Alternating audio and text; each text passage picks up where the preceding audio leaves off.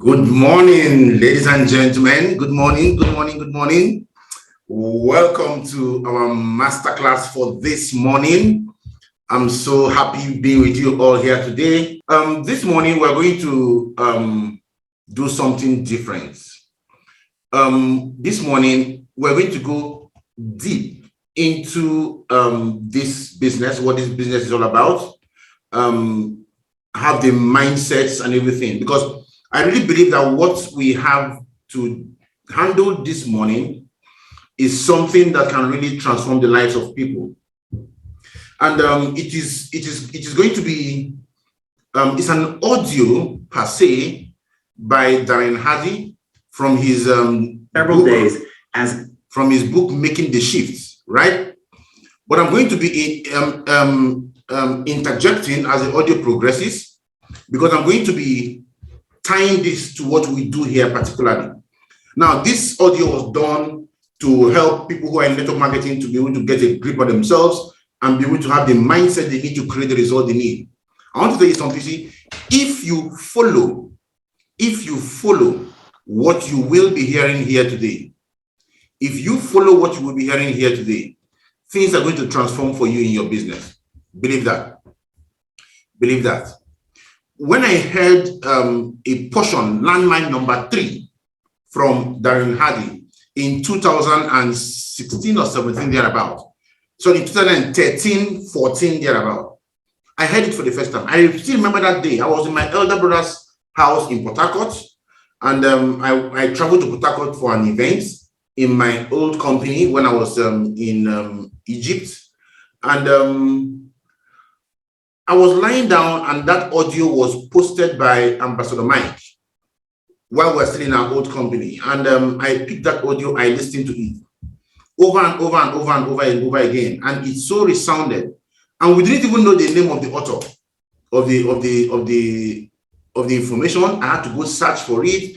I had to search for keywords, on the internet. I searched for keywords, various keywords, and when I searched for those keywords, I was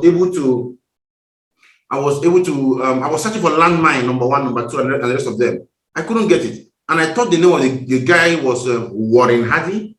I didn't know it was Darren Hardy, and different names popped out, but I was able to finally get the full version of that video, of that training, and it transformed everything about me. It made me begin to look at this business from a whole new perspective.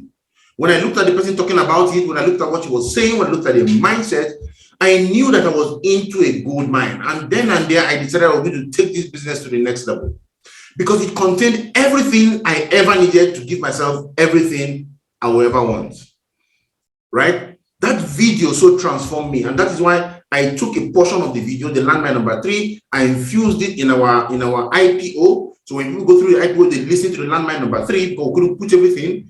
And I've not been able to lay hands on the book, but I've so read that video, watched that video over and over again. Yesterday, I was watching the video with my son, and while the video was talking, I was talking, just repeating practically what the guy was saying. And my son looked at me and said, "How many times have you watched this video?" I told him, I cannot count. And I keep on watching it, Making the Shift by Darren Hardy. That is one resource that you want to listen to. That is one resource that you want to watch. That is one resource that is going to transform you. He did that before he did the compound effect. So I want you guys to join me this morning, and let us take a look at Making the Shift by Darren Hardy. From time to time, after each of the landmines, I will pause and I will talk about this a little, right? And at the end of today, I'm sure you grab so much value that will transform your business. Please join me now as I bring on board Mr. Darren Hardy.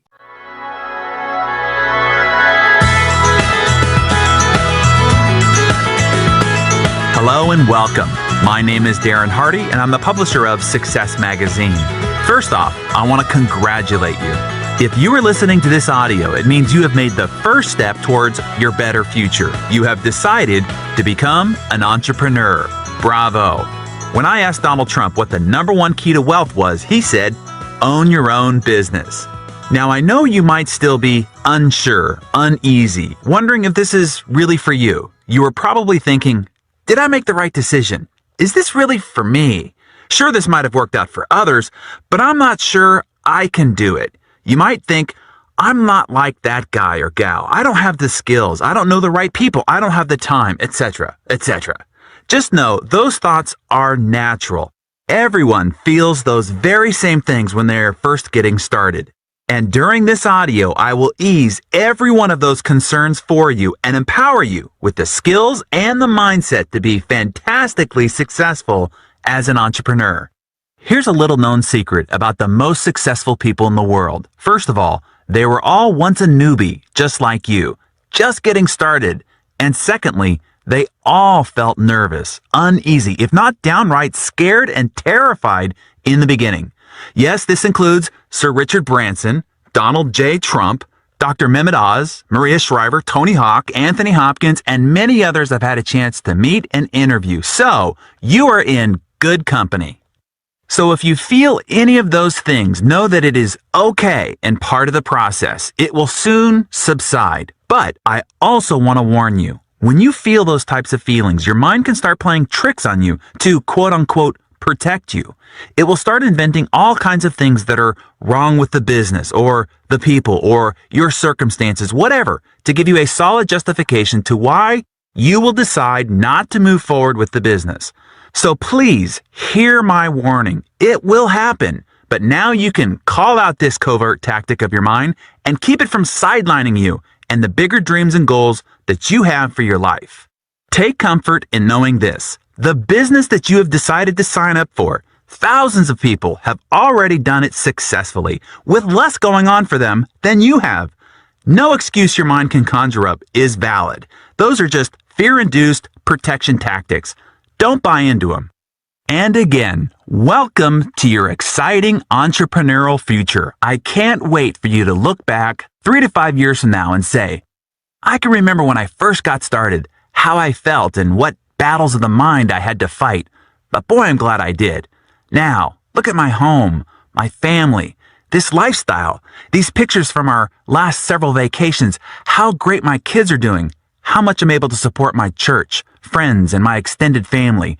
I am so glad that I pushed myself through those first several days as I made the shift. And that is what I want to help you do, to make the shift to the entrepreneur mindset. Let's first talk about the variables involved in your being successful in the business you decided to join. Before I start anything, I like to evaluate all the variable success factors. What separates why one person might be successful at something and another one not? What factor or factors determine the difference? There are 4. Let's evaluate them together. 1 is the company and the leadership.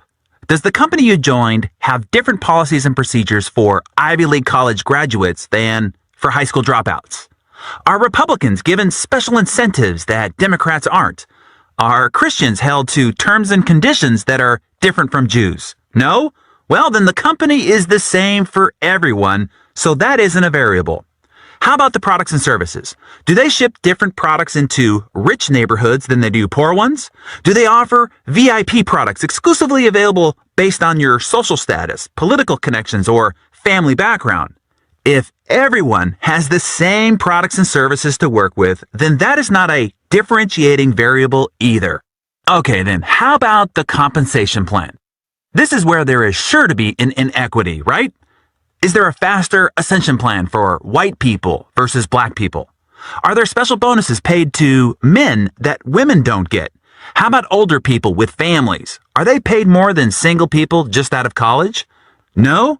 Well, isn't that fabulous? This is truly the great equal opportunity employer. The playing field is completely level. Everyone has exactly the same variables to work with.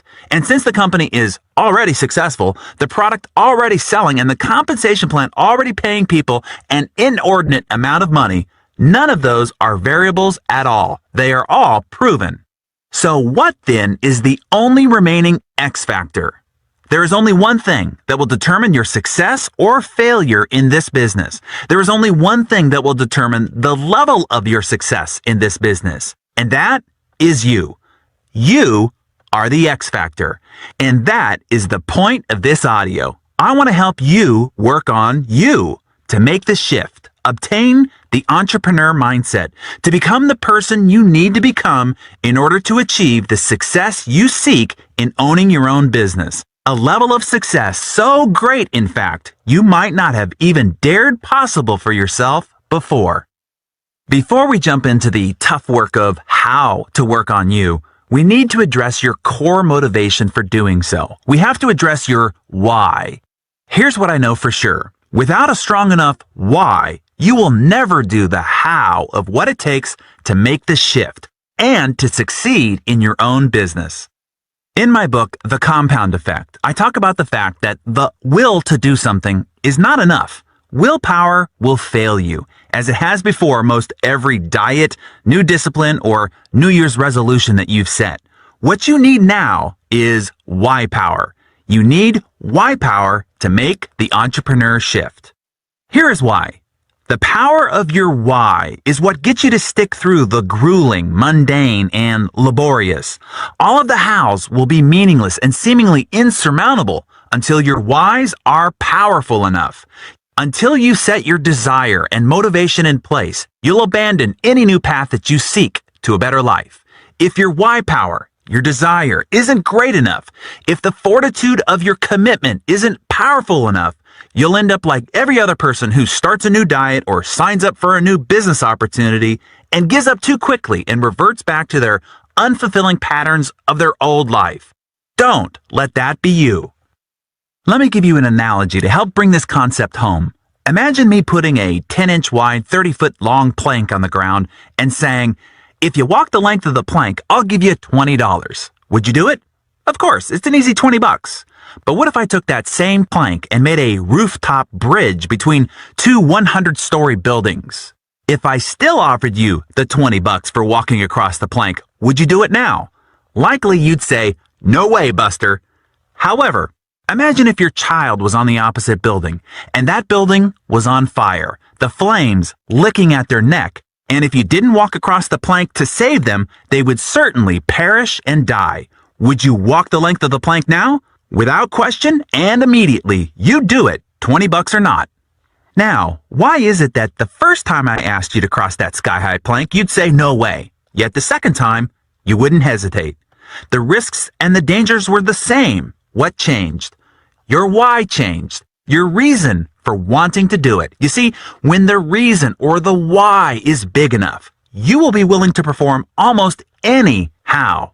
To truly ignite your creative potential and your inner drive, you have to look beyond the motivation of monetary and material goals.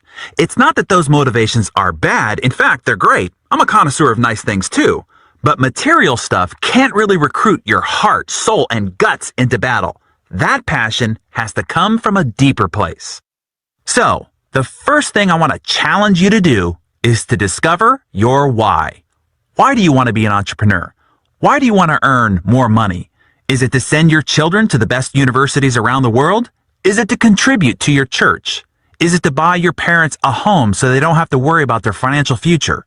Do you want to travel? Owe no one anything? Have complete and utter financial independence and peace of mind? What are you willing to fight for? Work day and night for? What are you willing to walk across that 100-story high plank for? What you are looking to unearth in yourself is your passion. In my opinion, and the opinion of many of the most successful business leaders on the planet, this is the single most important discovery you can make in yourself. The discovery of your personal passion. It will be the fuel for your entrepreneurial engine. It will breathe life into your goals, dreams, and ambitions.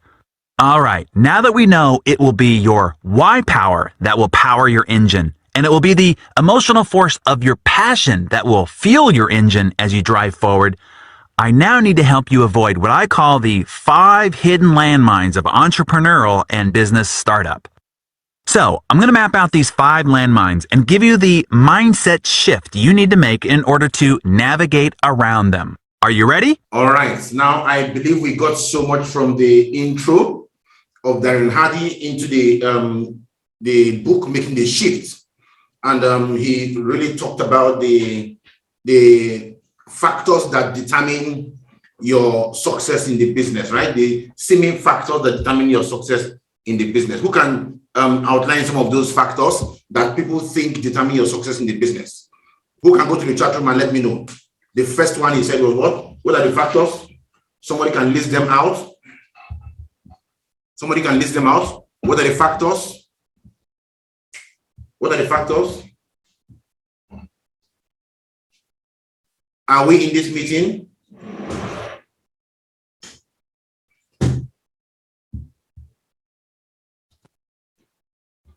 All right. What are the factors that he said? No, I want them in order. In order. What's the first one he mentioned? That seem to be what people think might be responsible for success in the business. The company and the product, exactly. The company and the products, right? And what else? What else? What's the next one? Now, you see, for the company and the product, people will think, a lot of people come and they tell us, this company, their compensation plan is not paying very well. This one, their plan is paying very well. This one is this, that one is that. That is not what causes success in our business. It's not the company, right? Some people will come in and say, the reason why we are not doing well is because of the products. Products are back order. Sometimes you order product, you sign up somebody, the products are not available yet. They don't like what is in the product pack. The product has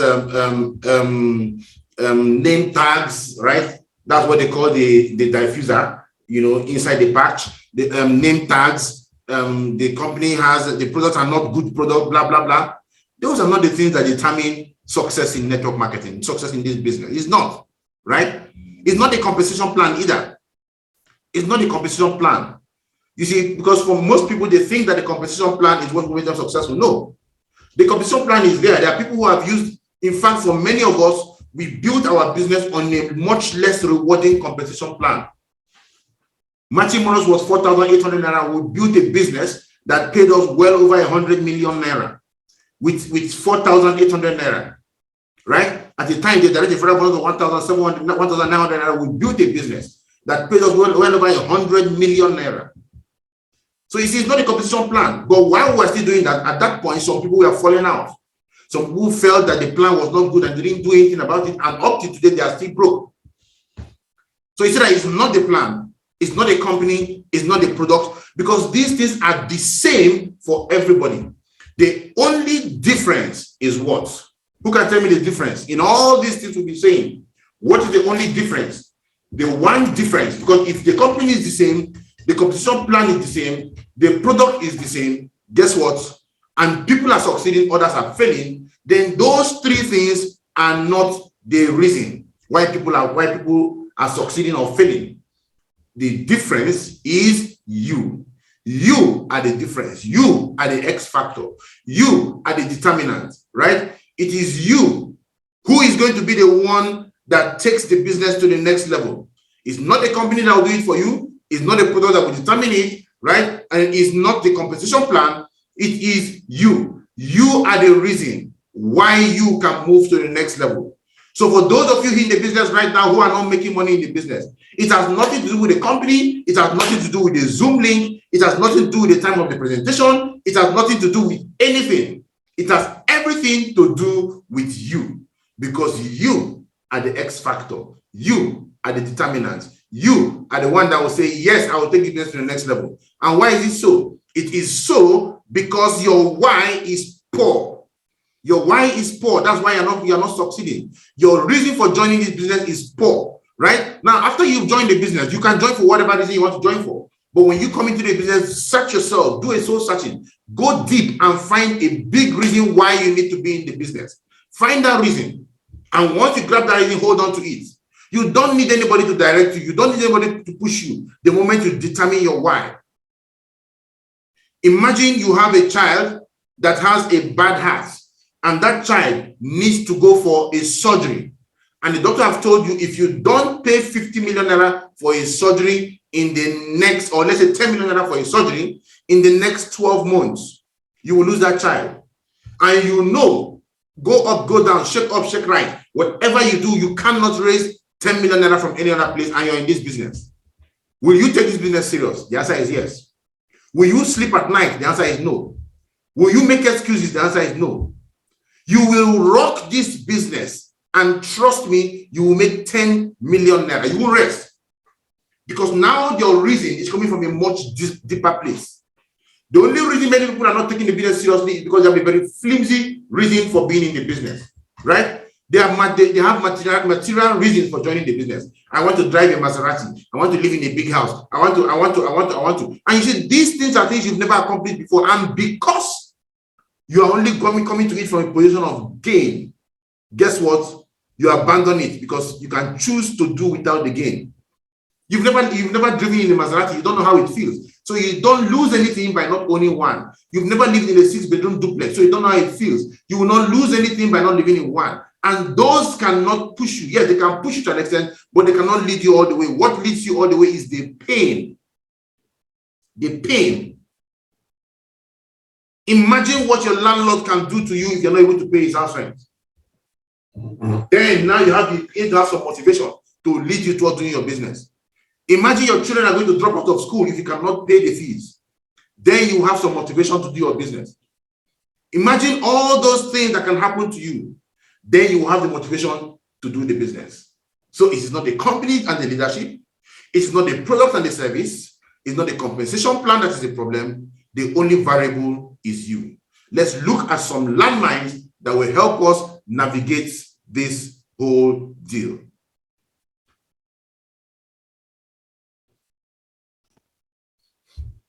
So these are some landmines according to Darren Hardy that you must avoid if you want to win this business.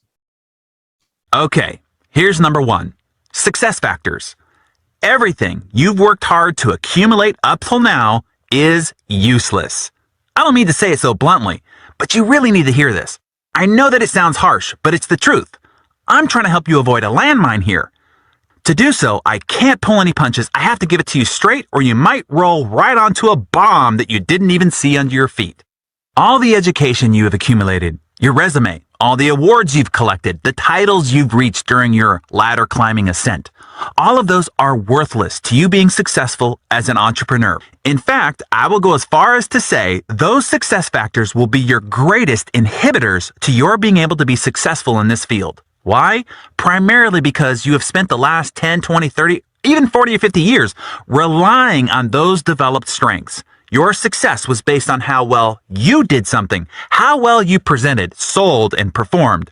Your unique process in your job was your weapon, secret, and advantage. The business you are now in is not about you or about what you can do. In fact, it's the opposite model. This is one of the biggest mental shifts I can help you make to help you be successful in this business. Your previous career or business was based on your efforts, your deliverables. This new business is the opposite model. It is not what you can do. It's what you can model and replicate hundreds, thousands, or even tens of thousands of people to do. You are used to producing 100% of the results by your efforts. The beauty of this model is that you can earn 1% from 100 people's efforts, if not 1% from 1,000, 10,000, or more, instead of only 100% of your continued efforts. You are no longer the issue. The model of simple, easy duplication is. I know that this will be a tough concept for you to grapple with because before, your success model was built on the unique and dynamic qualities of your skills and processes. Now the objective is the opposite. The issue is a system of simplicity so that anyone from any background, skill level, and geographic region can successfully do everything that you do. To go from you to a few, to hundreds, and then to thousands, you need a simple, duplicatable system that anyone with little to no skills can use anywhere at any time. The company you joined has that system. Just don't get in the way of it. Please hear this. You will struggle more with what you need to unlearn than what you need to learn to be successful in this business. Your decades of academic and corporate-oriented conditioning will compel you to mess with the model of simple and leveraged duplication. Hey, even if you're lucky enough to have found this opportunity early in your professional life, you will still be inclined to do it your way and thus mess it all up. Let me give you some critical tips for helping you step around landmine number 1. Here's number 1. Forget everything you know. Be a student again. Be insatiably teachable. It's like this. Imagine buying a McDonald's franchise. Now, they have built and developed a system that is proven to work and to make money. Now, you come along and say, hey, I really like ham sandwiches, so I'm going to replace the Big Mac with the Big Pig. No, you wouldn't do that. Whatever they are doing has been developed through diligent study, research, and proof. Don't mess with it. Just follow it. Number 2, trust and plug into the system. The most important necessity to foster duplication is to have a system that anyone, anywhere, at any time can plug into. This is where you transfer the issue from being about you to being about the system. You don't want to do all the work. First of all, it won't work, and you will kill yourself trying. No, you want the system to do all the work. Not only will it then work for you, it will work for anyone, and that's when the magic of duplication can kick in and send your financial potential into the stratosphere. And all this is additionally reinforced in suggestion number 3. Use the tools, don't be the tool. The company has agonized over and painstakingly developed the best possible tools for you to use.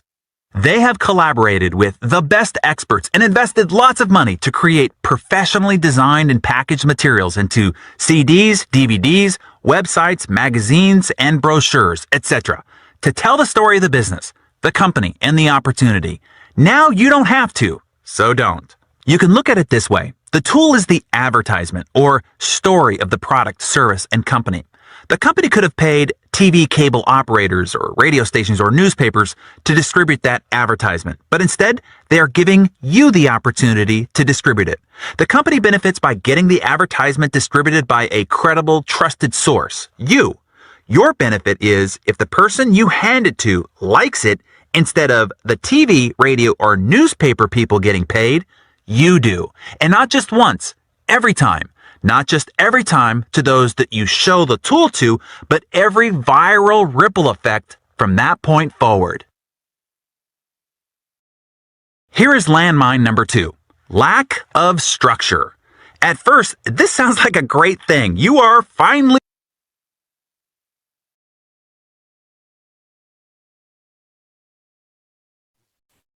All right, now landmine number one.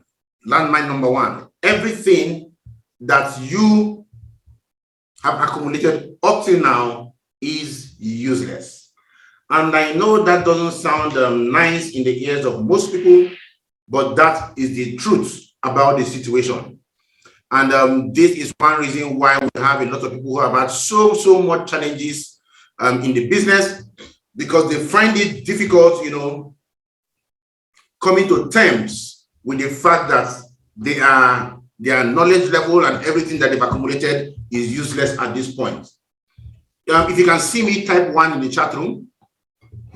If you can see me, type 1 in the chat room. All right, okay, that's fine. Thank you so much, because I can't see myself on my own monitoring device. So people come in and they come in with so much knowledge. They've worked with NGOs, they've worked with banks, they've worked with so many places. And then when they come in, you are trying to show them how this can be done, and they begin to rebel. They begin to rebel. They don't want to listen to what you are saying. They begin to tell you how they did it in Goldman Sachs, how it was done in Deloitte and Touch, how it was done in Zenith Bank, and they don't want to listen and follow the system, right? And they begin to have problems. You see, I need to understand this, that our business, success in our business is like what Darren Hardy said. Your knowledge, your level of knowledge, what you know, will be one of your greatest impediments, right, in growing your business. It's going to be a big problem for you in growing your business, your current level of knowledge. And that's a fact. The reason it's going to be a big problem is because those knowledge will stop you from wanting to learn. So for you to succeed in our business, you must be ready to unlearn and relearn, right? Unlearn what you know, relearn, so we can take you and show you exactly what you need to do for you to win. Your success is not determined by what you know. It's not determined by how hard you work. But in this business, it's determined by how much you can model, how much you can put people in, work with them, and duplicate yourself in them, and get them to begin to do things to begin to follow the system. That is what is going to create success in your business. You see, you cannot duplicate what you don't know. You cannot ask your team to use what you don't know. You cannot create a success that you don't even really know how to create, right? So for you to win in this business, you must first of all bring yourself into the system and use the system.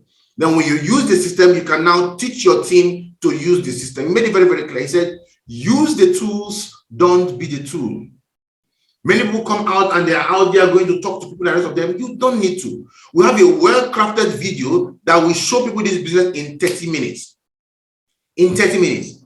Your job is not to, your job is to show. What we do in this business is basically to show and not to convince people. When you move from a business of showing people, of educating people, to a business of convincing people, you put yourself under unnecessary pressure.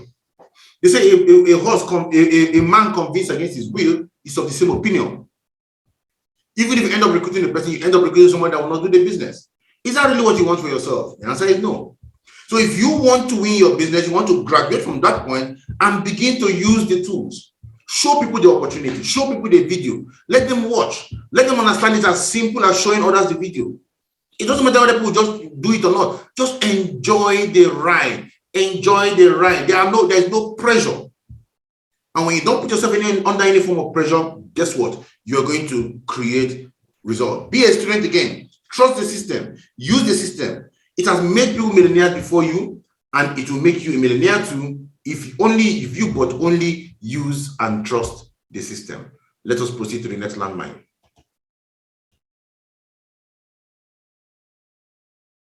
By getting the advertisement distributed by a credible, trusted source. Your benefit is if the person you hand it to likes it, instead of the TV, radio, or newspaper people getting paid, you do. And not just once, every time. Not just every time to those that you show the tool to, but every viral ripple effect from that point forward. Here is landmine number 2. Lack of structure. At first, this sounds like a great thing. You are finally free. There is no commute to the same old place day after day after day. You are not relegated to a small cubicle or chained to the desk surrounded by the same 4 walls all day. There is no one to acquiesce to, fill out reports for, or have constantly looking over your shoulder. You don't have to call in if you're going to come in late or ask when you can take a vacation or even make a doctor's appointment. You are free. You can do what you wish, when you wish, and how you wish. And for the new entrepreneur, this is terrible. It is terrible because it is a completely foreign territory and can be incredibly uncomfortable. At the very least, the behaviors, disciplines, self-motivations, and self-accountability systems are not developed. Think about it. For most people, their entire life has been rigorously structured.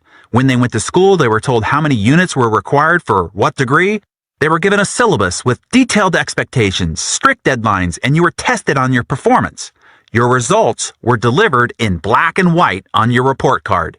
When you left school and got a job, you were told where to sit, when to be sitting there, for how long, when you could get up to go to lunch, and when to be back, and what exactly you were to do while you sat there. You were given a detailed job description and held accountable for regular progress reports, all the while under the constant watchful eye of someone hired simply to watch you or quote-unquote manage you. This behavior, training, conditioning, and routine was developed over 10, 20, 30, maybe even 40 or 50 years. You can see why when all of that is removed and the new entrepreneur is left standing alone without that rigorous structure, they can freak out or at the very least be completely and utterly unproductive. They try to convert the kitchen table into a desk. The bathrobe becomes their new uniform. Their office mates are the refrigerator, the TV, the couch, and the ever-needy kids who now have an always accessible servant. And without your boss's stick into your ribs to deliver results, most people end up justifying their quote-unquote working by becoming product experts or making lists, preparing materials, or continuing just to get ready, aim, and never fire. It would seem that they worked all day, but they never actually did the basics of introducing the product or opportunity to someone new, through a tool of course, or follow up on those already in process.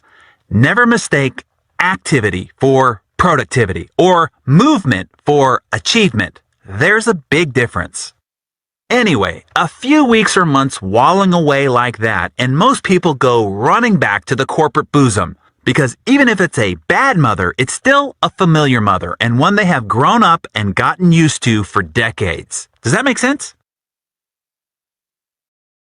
So, let me help usher you safely around landmine number 2. Here's suggestion number 1. Always start part-time. This is so important that I wanted to invite my mentor, Mr. Jim Rohn, in to help make this key point for you. For those who don't know Jim Rohn, he was considered America's foremost business philosopher and one of the most influential thought leaders in the history of personal development. Let's listen in to Jim. Now, when I first was recruited, I'm a distributor for this little product called Abunda Vita. And here's what my mentor said, Mr. Schoaf. He said, Mr. Rohn, you can start this miracle working business part-time. You don't have to go full-time, you can start part-time. And he said, if you'll devote, to start with, let's say 10, 12, 15 hours a week, where you'll start making a profit, here's what you can now say. I'm working full-time on my job and part-time on my fortune. Because profits lead to fortune. I got so excited about that philosophy. I'm working full-time on my job, but now I'm working part-time on my fortune. I found a way not only to make a living, you won't believe this, I found a way to make a fortune. Can you imagine what that's like then to get up in the morning? To go to work on your fortune? Not to go to work to pay the rent, which is okay, but a chance to go to work to make a fortune? And I said, right now I'm working part-time on my fortune and full-time on my job, but it won't be long until I'll be working full-time on my fortune. Can you imagine what life is going to be like? Now, here was my first goal when I started, and that was part-time. I wanted to equal on my profits part-time what I was earning on my full-time job. This is called the magic of part-time. It is so thrilling for people to start working the business part-time, because now you can work on profits, and it doesn't take very long. If you'll really concentrate on those 10, 12, 15 hours a week, it won't be long if you really do it right and learn some of the skills I'm going to talk about. It won't be long until you can be earning as much part-time working on your fortune as you are full-time working on your job. I did that in less than 6 months. Now I've got an incredible invitation. I found a way part-time to work on my fortune, and I'm making as much money at that as I am on my full-time job. Would you like to hear my story? It was incredible. Now here was my second goal, to make twice as much money part-time working on my fortune as I was working full-time on my job. And I reached that in less than a year. Making twice as much money part-time working on my fortune as I was full-time working on my job. Now I've got an incredible invitation that won't quit. I found a way, through a unique opportunity, to work part-time on my fortune, and I'm now earning twice as much money as I am working full-time on my job. Would you like to hear my story? Do you imagine anybody would say, no, I don't care to hear your story? No.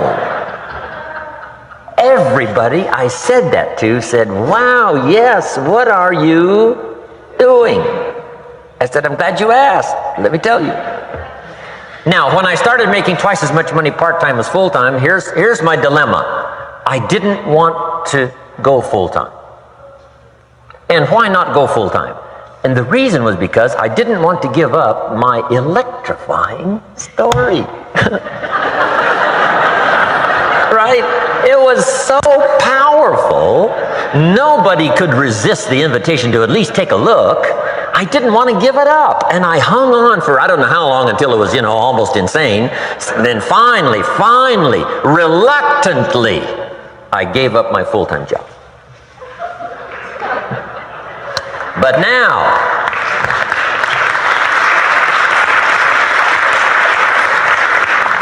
But But now you can imagine the thrill and excitement of going to work full-time on my fortune. It was incredible. But I want you to jot down the magic of part-time. What does it take to really change a person's lifestyle? Not very much. An extra $1,000 a month, I'm telling you, will drastically change most American families' lifestyle. And that's why part-time is so valuable, because it very quickly changes a person's lifestyle. And here's what the change in lifestyle does. It's a great recruiting tool. One of the greatest recruiting attractions is the money you make part-time. Somebody said, "You've been on 3 vacations this year?" Says, "Yes, I got this little part-time thing going." Says, "What's that?" "You bought 2 new cars, one for you and one for her. How did you do that?" Said, "I got this little part-time thing going." Your kids have got all these new clothes? Yes. All this stuff is happening. What is it? An extra $1,000 a month. See, $1,000 a month full-time, nobody wants to hear your story. $1,000 a month part-time, if it starts to change your lifestyle, everybody wants to hear your story. So the key is part-time. The magic and the attraction of part-time gives you a classic invitation for somebody to listen to what you're doing that's changing your life. Okay, with that great context, let me give you a couple other suggestions to help structure yourself for success as you get started. Suggestion number 2, call a family meeting. Enroll the entire family into the vision, objectives, and rewards of being successful in your new entrepreneurial endeavor. Explain what benefits the family will realize by the additional income and lifestyle freedoms. Explain how this impacts every individual's hopes, wants, and desires. Your first recruits in your new business need to be your immediate family. They don't have to be doing the business with you, but they have to be supportive in every way possible of you doing the business. You need to all be spiritually on board together to be able to navigate the rest of life's demands as a family to keep your focus on building your new business. You will need to explain the short-term sacrifices that will be necessary to earn the rewards everyone is after. Explain the extra time you have to put in, some events you might have to miss, some evenings you might be out late, and some other boundaries that you need to set inside the home when you are quote-unquote watering their new money tree. Suggestion number 3. Now set your boundaries. Create your system. Create a specific place in your home that you will do your business. Only do it there so it doesn't take over your family home and lifestyle. And so when you are there, you are focused and can ask the rest of the family for undisturbed time. Create set hours. This is particularly important as you build your business in parallel to working your full-time job. Take a calendar and block out key spots throughout the week. Block out the regular local meeting times, conference calls and trainings. Block out when you will have one-on-one coffee or lunch meetings with prospects or new recruits. Block out when you're going to make outbound prospecting calls and follow-up calls. Simply figure the time you will be working the business, and then I have a very important suggestion for you. Protect those blocks of time. Work during those blocks of time like your life depended on it. Your future life does. Be steadfast about protecting that time and maximizing your productivity during your allocated time. And as important, when it's not time to be doing the business, shut it down. The only way you'll be able to sustain the effort you need over a long enough period of time is if you also maintain the rest of your life along the way. If it becomes too burdensome, you will not be able to sustain it and will end up quitting long before the magic of the compound effect of your consistent effort has kicked in. Okay, let's jump into suggestion number 4. Chart your course. Set your goals. We talked about finding your major motivation and power of discovering your why. Now we have to build a plan to help you achieve that purpose and direct that great passion. Whenever I'm asked what one skill I would attribute to any unusual success that I've realized in my own life, this is my answer: learning how to set, stick to, and achieve big goals. Goal achieving is an art form. There's a big difference between the New Year's resolution or to-do list type of goal writing and a thorough system of planning, staying accountable to, and the actual achievement process of realizing well-crafted goals. I learned this process early on and was the reason why I was able to achieve some comparatively extraordinary things early in life. A 6-figure income by age 18, 7 figures by 24, and a $50 million company by age 27. I tell you that only as a testimony to the results mastering this skill can produce. This is an art form and has been an ongoing study and refinement process for me for the past 20 years. I have boiled it down to the essential components and built a system behind it that not only helps you articulate and document your grand ambitions, but also how to architect the plan of action to get you there and build in an accountability and improvement system that guides you all along the way to help you actually achieve those big goals. If you're interested in this system for yourself, you can access it at success.com/best year ever. If you get your hands on a copy, I can promise it will become the most important book you will carry around every day. And not because of what I wrote in it, but for what you will write in it. It will be the book that houses your why power and the collection of your passions, your core motivations for wanting to succeed, persist, and see this journey through.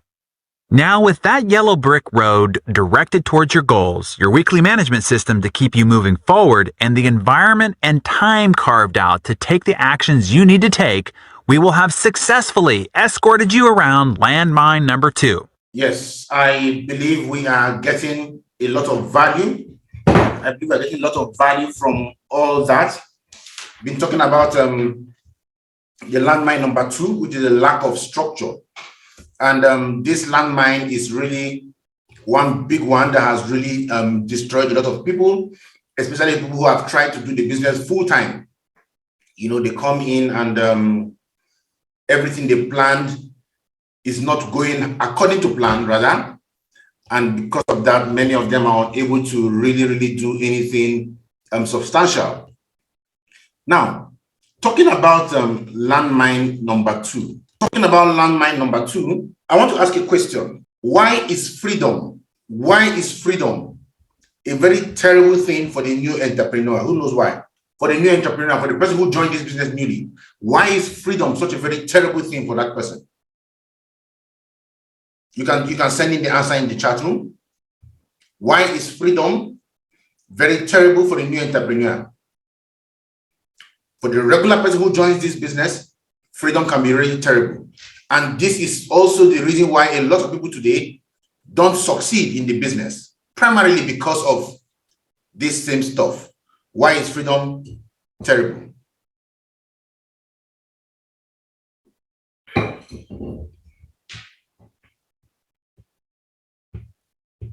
I need answers.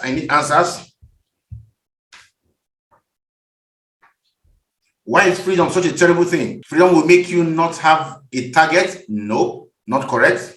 Let's be quick. We don't have enough time. Why is freedom a terrible thing?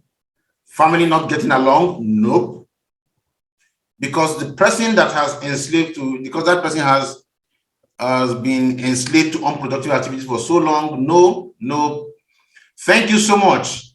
Imoleayo. You've gotten it. And of course, our G leader too has also dropped in the answer. Lack of accountability. No accountability. That is why freedom is terrible, right? Somebody comes into the business and nobody is accountable to nobody anymore. And you tell the person, we have the SMO checklist, let's do this. He knows that if he does not do it, you will not flog him. You will not stop him from eating. You will not stop him from doing anything. Nothing happens to him. He tells you, just let me be. I'll do it when I'm ready. Freedom. You paid money to do a business, and now you want to do the business. And because there's no accountability, guess what? You tend to do whatever you want to do. That's why freedom is terrible in the business. Nobody is holding you and demanding it of you. Nobody is going to fire you, give you a query or whatever. No, you are responsible only to yourself. And because of that, you find a lot of entrepreneurs, people who have signed up with us, come into the business, do nothing, and end up becoming nothing. You can't even tell them what to do. They get angry. Some of them will tell you, why will you talk to me this way? Why will you talk to me like that? Even in their offices, their colleagues can talk to them like that, and they won't respond the way they will respond to you. But just because they want to show that they know something, they have something, guess what? they get pissed off. They don't want to listen to what you're telling them anymore, and they don't succeed. You see, the only way we can enforce structure, we can enforce some degree of structure in the system, right, is by denying you access to mentorship. That's the only way, and that's the only way we do it. We deny you access to mentorship. So if you decide to do things your own way and we're telling you what to do, guess what? We can deny you access to mentorship. We can stop you from attending our meetings, stop you from using our offices. You can do it on your own. Then you find out how simple it is to do it on your own. We give you the freedom you're looking for. There are many people who've given that freedom they're looking for. And the moment you give them the freedom they're looking for, guess what? They die off. They die off from the business. You can't force people. You can't force people. So you see, but for you to win, you must make that shift in your mind and tell yourself, I must be accountable. I must be accountable. When my leader is talking, I will listen. When my leader is telling me what to do, I will follow it. When my leader is showing me the system, I will use the system. I will not go and start reproducing my own system. I will use the system that has been produced and create results. I will use the tools. I will not be the tool. And for those of you who have a job, the advice is start part-time. Don't be in a rush to jump in full-time. If you have a job, don't be in a rush. Why do we say don't be in a rush? Because the business is not something that will just boom, start paying you like that. There must be a growth phase. If you're not prepared to go through what it takes in the growth phase, guess what? You're not going to grow.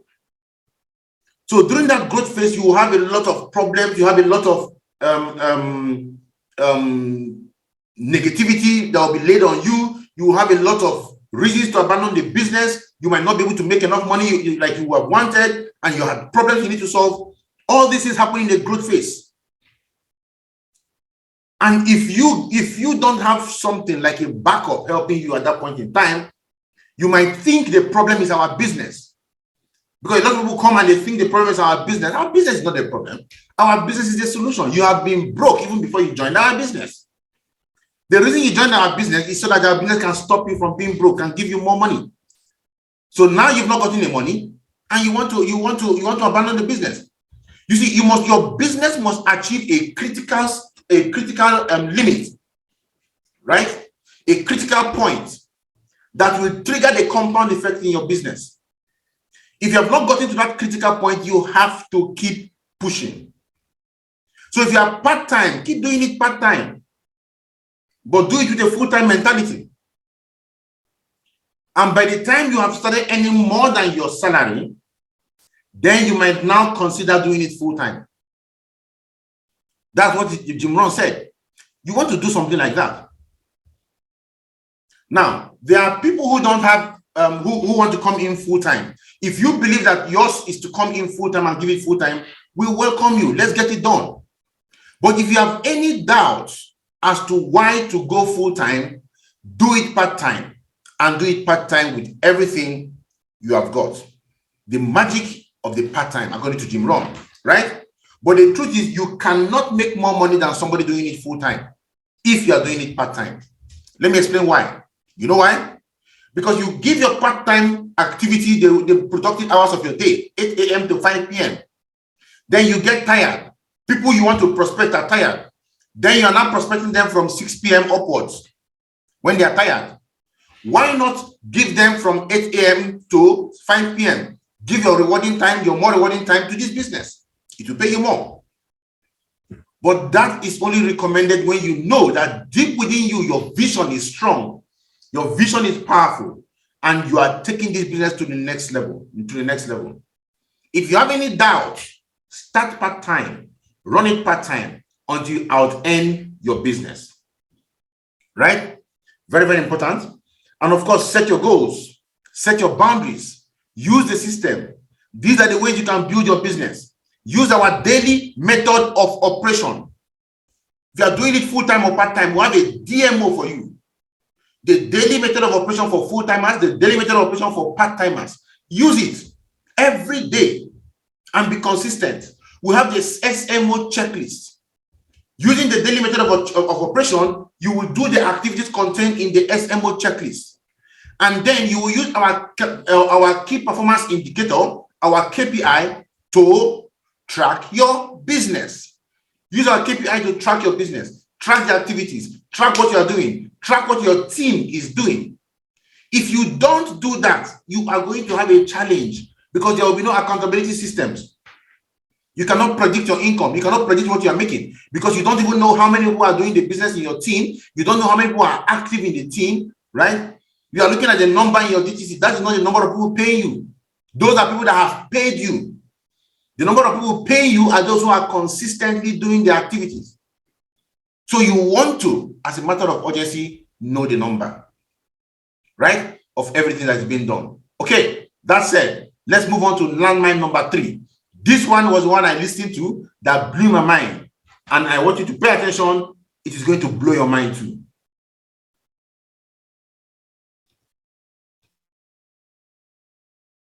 Plays perfectly into landmine number 3, commitment.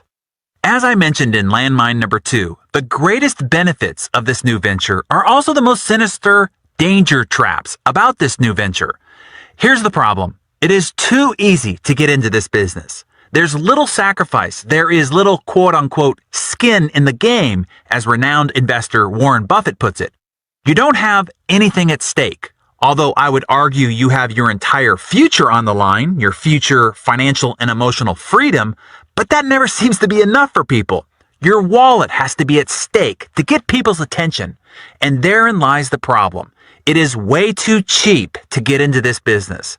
What's easy to get in is also easy to get out. That is why many times this business has an apparent revolving door. It isn't the business that's the problem. People are the problem, or more specifically, their lack of commitment is the problem. In most cases, this landmine is the only thing standing in the way of someone becoming successful. The business model is proven. It's already worked for thousands of others. The actual function of the business is ridiculously easy. It requires no prior education, experience, background, training, skills, or otherwise. All it really requires is commitment to see it through long enough for the business model to work and your efforts to accumulate long enough for the compound effect to ignite, which kickstarts the money machine. But still, few make the commitment to see it through, and that's all it takes. The best definition of commitment I ever heard was, commitment is doing the thing you said you were going to do long after the mood you set it in has left you. I warn you, right now you might be fired up to do this business. Right now you might be saying you will never, never, never give up until you make it successful. But eventually this mood will wear off. You will go back to your regular life routine, mix with your same old family and peer group, and be hit with the complexity of life's obligations. It will be then that your commitment will be tested. Your mood will be different, but your commitment to staying the course cannot be. Here is the best tip I could give you on this entire audio. Are you ready? Here it comes. Whatever business you signed up for, be here a year from now. Did you catch that? I'm serious. It's that simple. Be here a year from now. And in the meantime, just do what we've discussed thus far. Follow the system. Use the tools. Structure your working situation and do the taught fundamentals over and over and over again during that first year. I can tell you with great conviction, if you just do that, stay for a year and perform the fundamentals consistently throughout that year, you will have success. No joke. That's it. If that's the only thing you take away from this audio is to make a commitment and say, okay, I will do this for a year and I will follow the system and do the simple activities all year long, you will have gotten $1 million tip. Please heed it.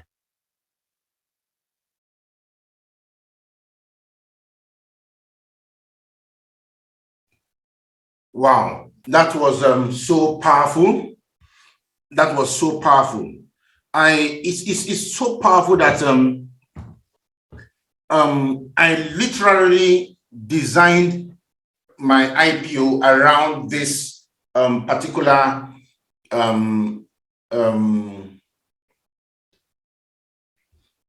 landmine number 3 commitment.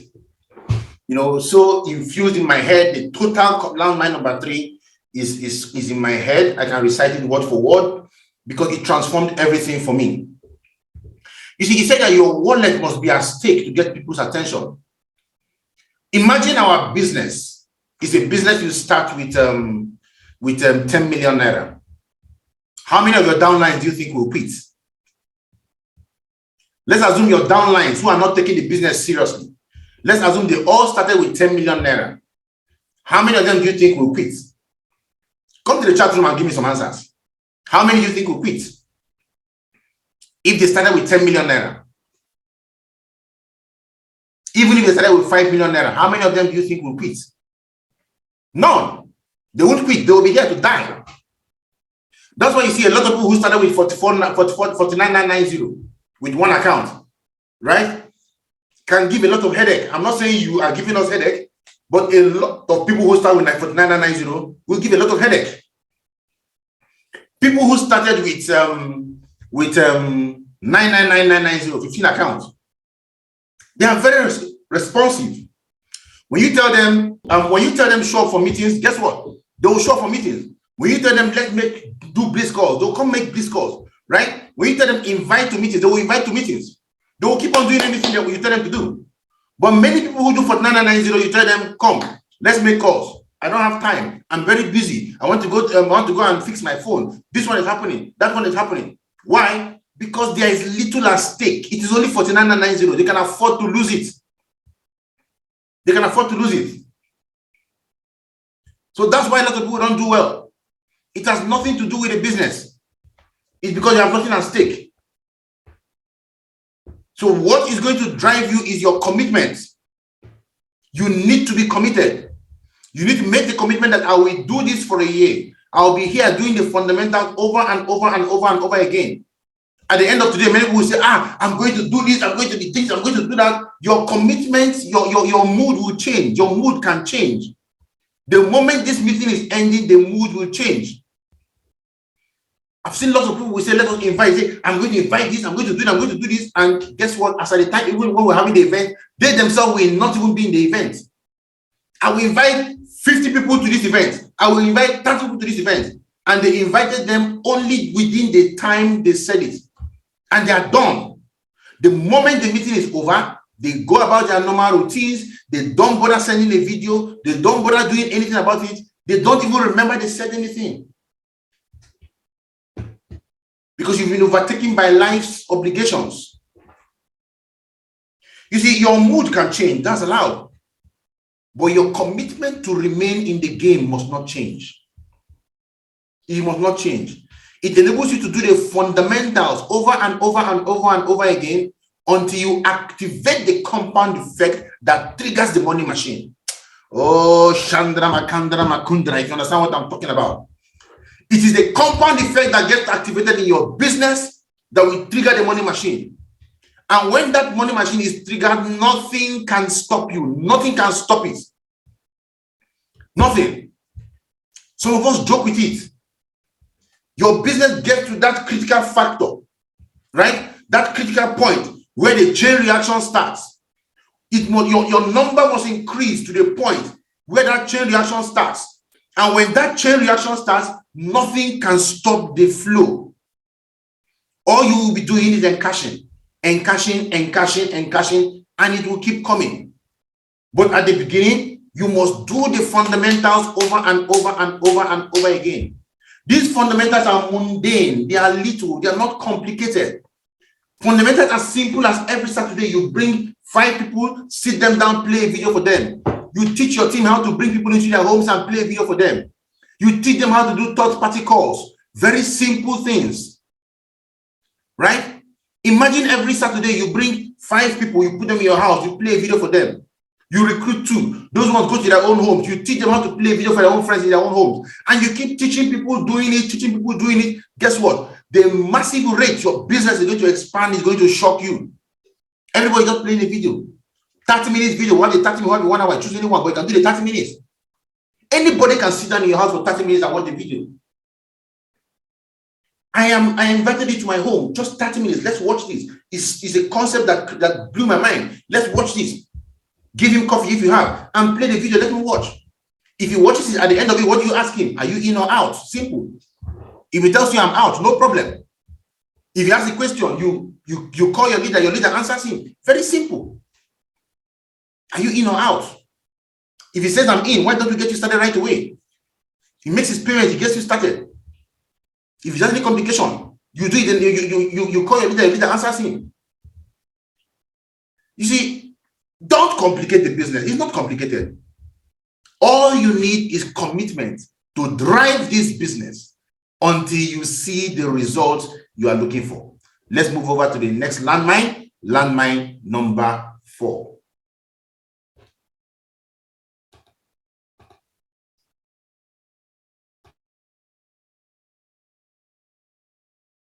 Now I'd like to bring in Mr. Robert Kiyosaki. Yes. Sorry, not the next landmine yet. He's bringing on Mr. Robert Kiyosaki to come and talk to us about this industry and about commitment. Let's watch this.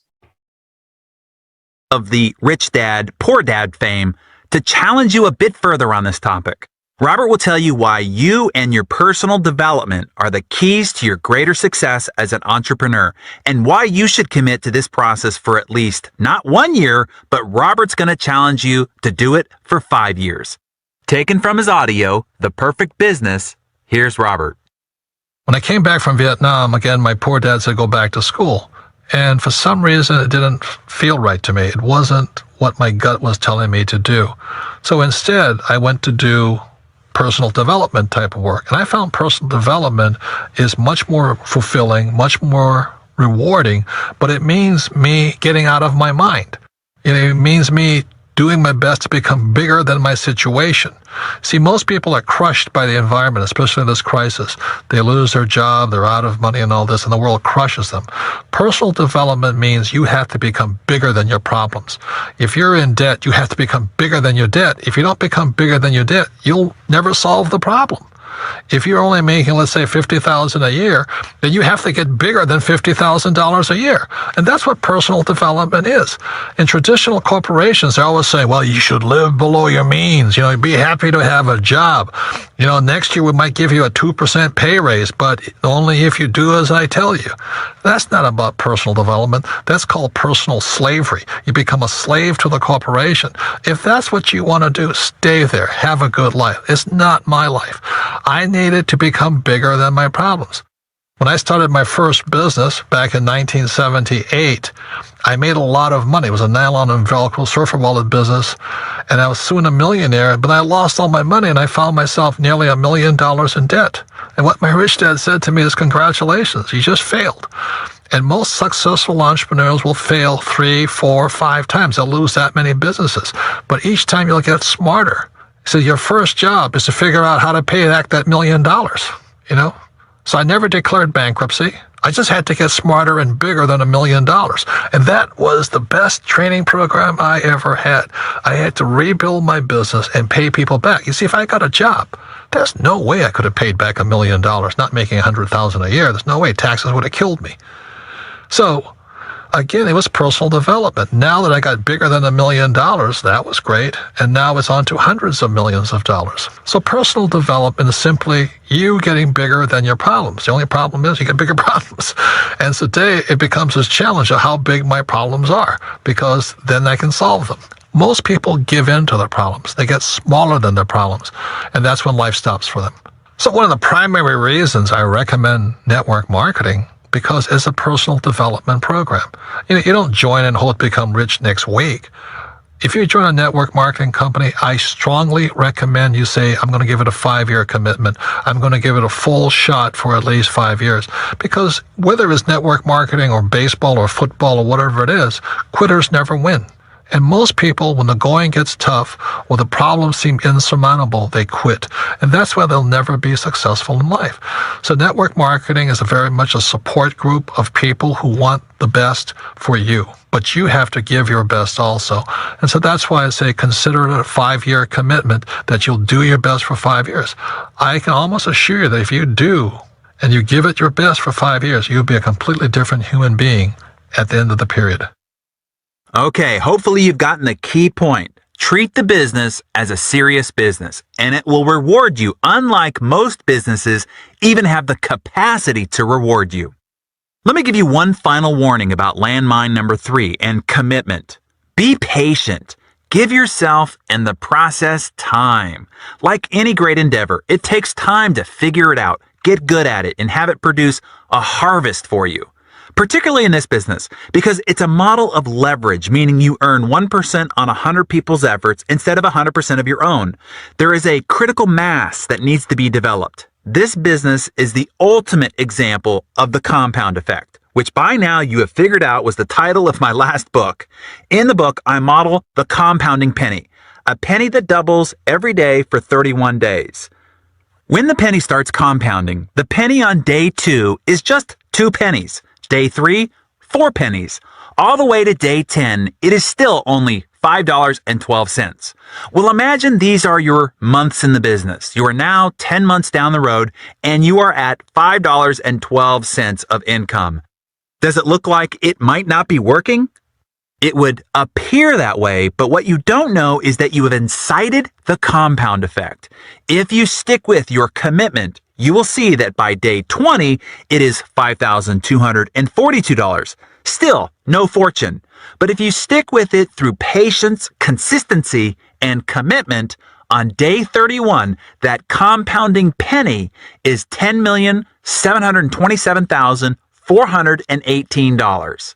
What is important to understand is that the math between day 1 and day 2 and the math between day 30 and 31 all along the way was exactly the same, but you couldn't really see the magic of the exponential growth until it reached critical mass.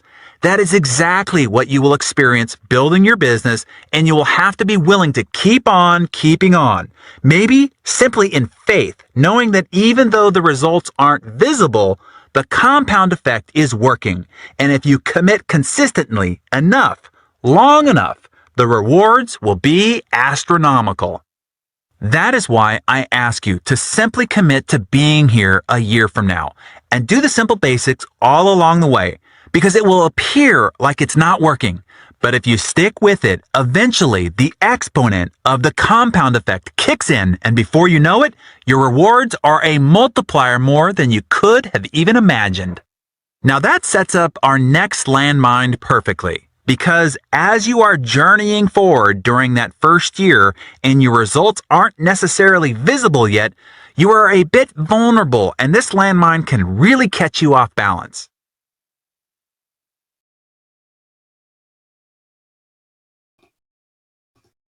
All right, that was landmine number 3, commitment, right? Now, I will still pull a few more points from here. I want to ask you guys a question. Has anybody here ever gotten anybody to join his business by using the presentation video? If anybody has used the video and signed up under you, please go to the chat room and type me. Just type me, M-E, in the chat room. I want to arrive at something. World Disciple me, Dan Dissing me, Dennis Manuel me. If anybody has gotten signed up from you with using the video, Jafaro me, Chioma me, Precious, Ifoma, you can see that. You can see that people sign up by using the video. People sign up by using the video, right? And what I want to tell you is something very simple. Don't be the tool, use the tools. Use the tools. Let me see something. Let me see. Mary Jane, unmute yourself. Mary Jane, unmute yourself. Mary Jane, unmute yourself. Are you unmuted?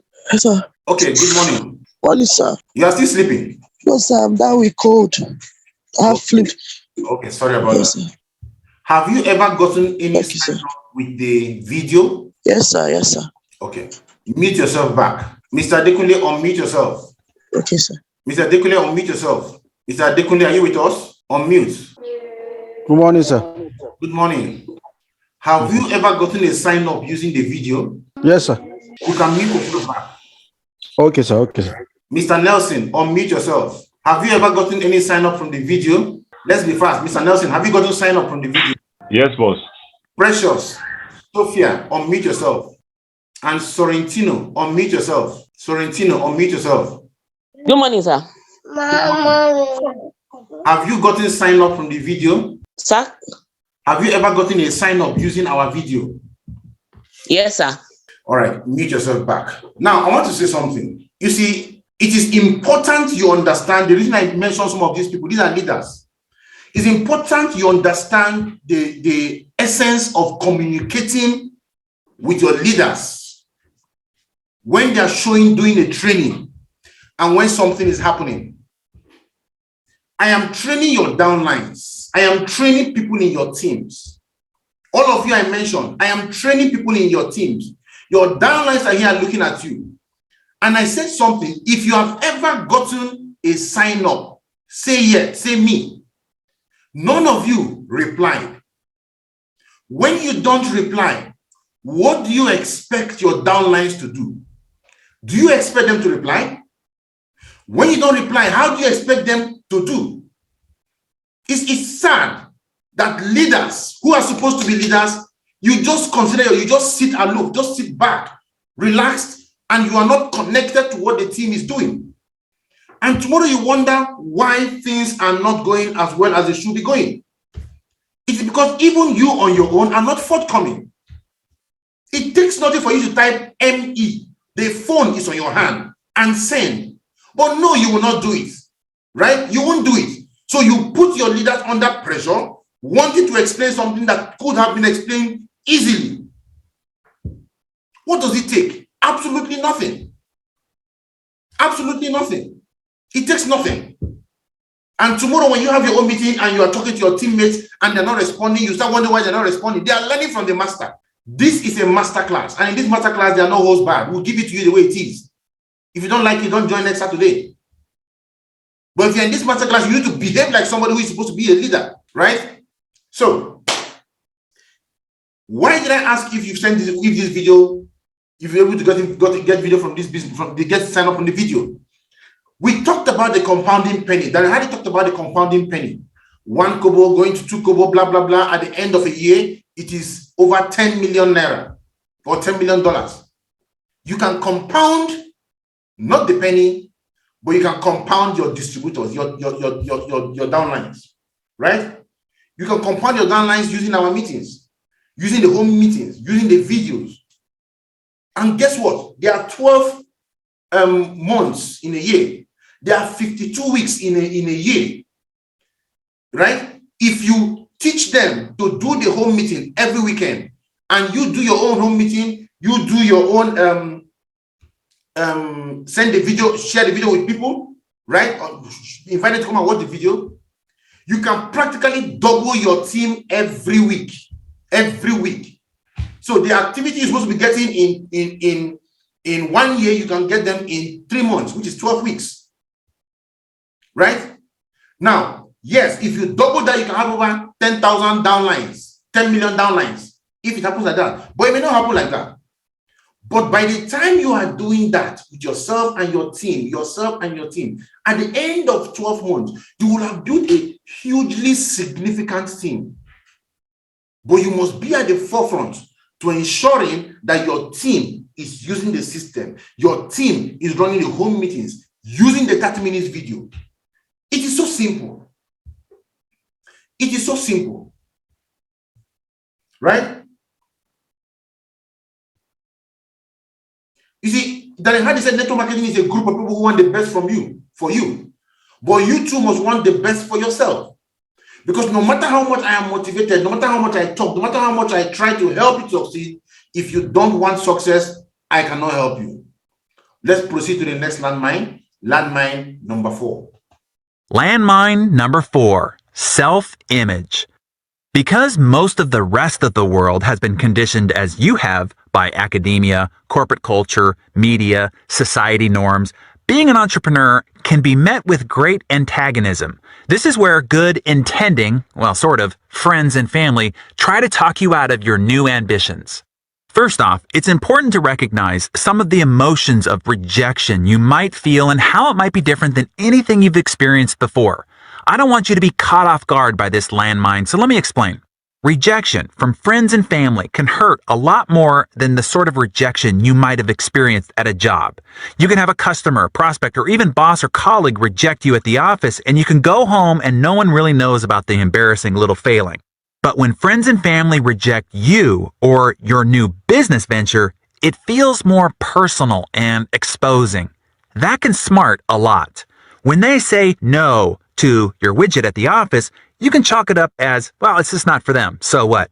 When they say no to getting into your business, now it feels like they are saying no to you.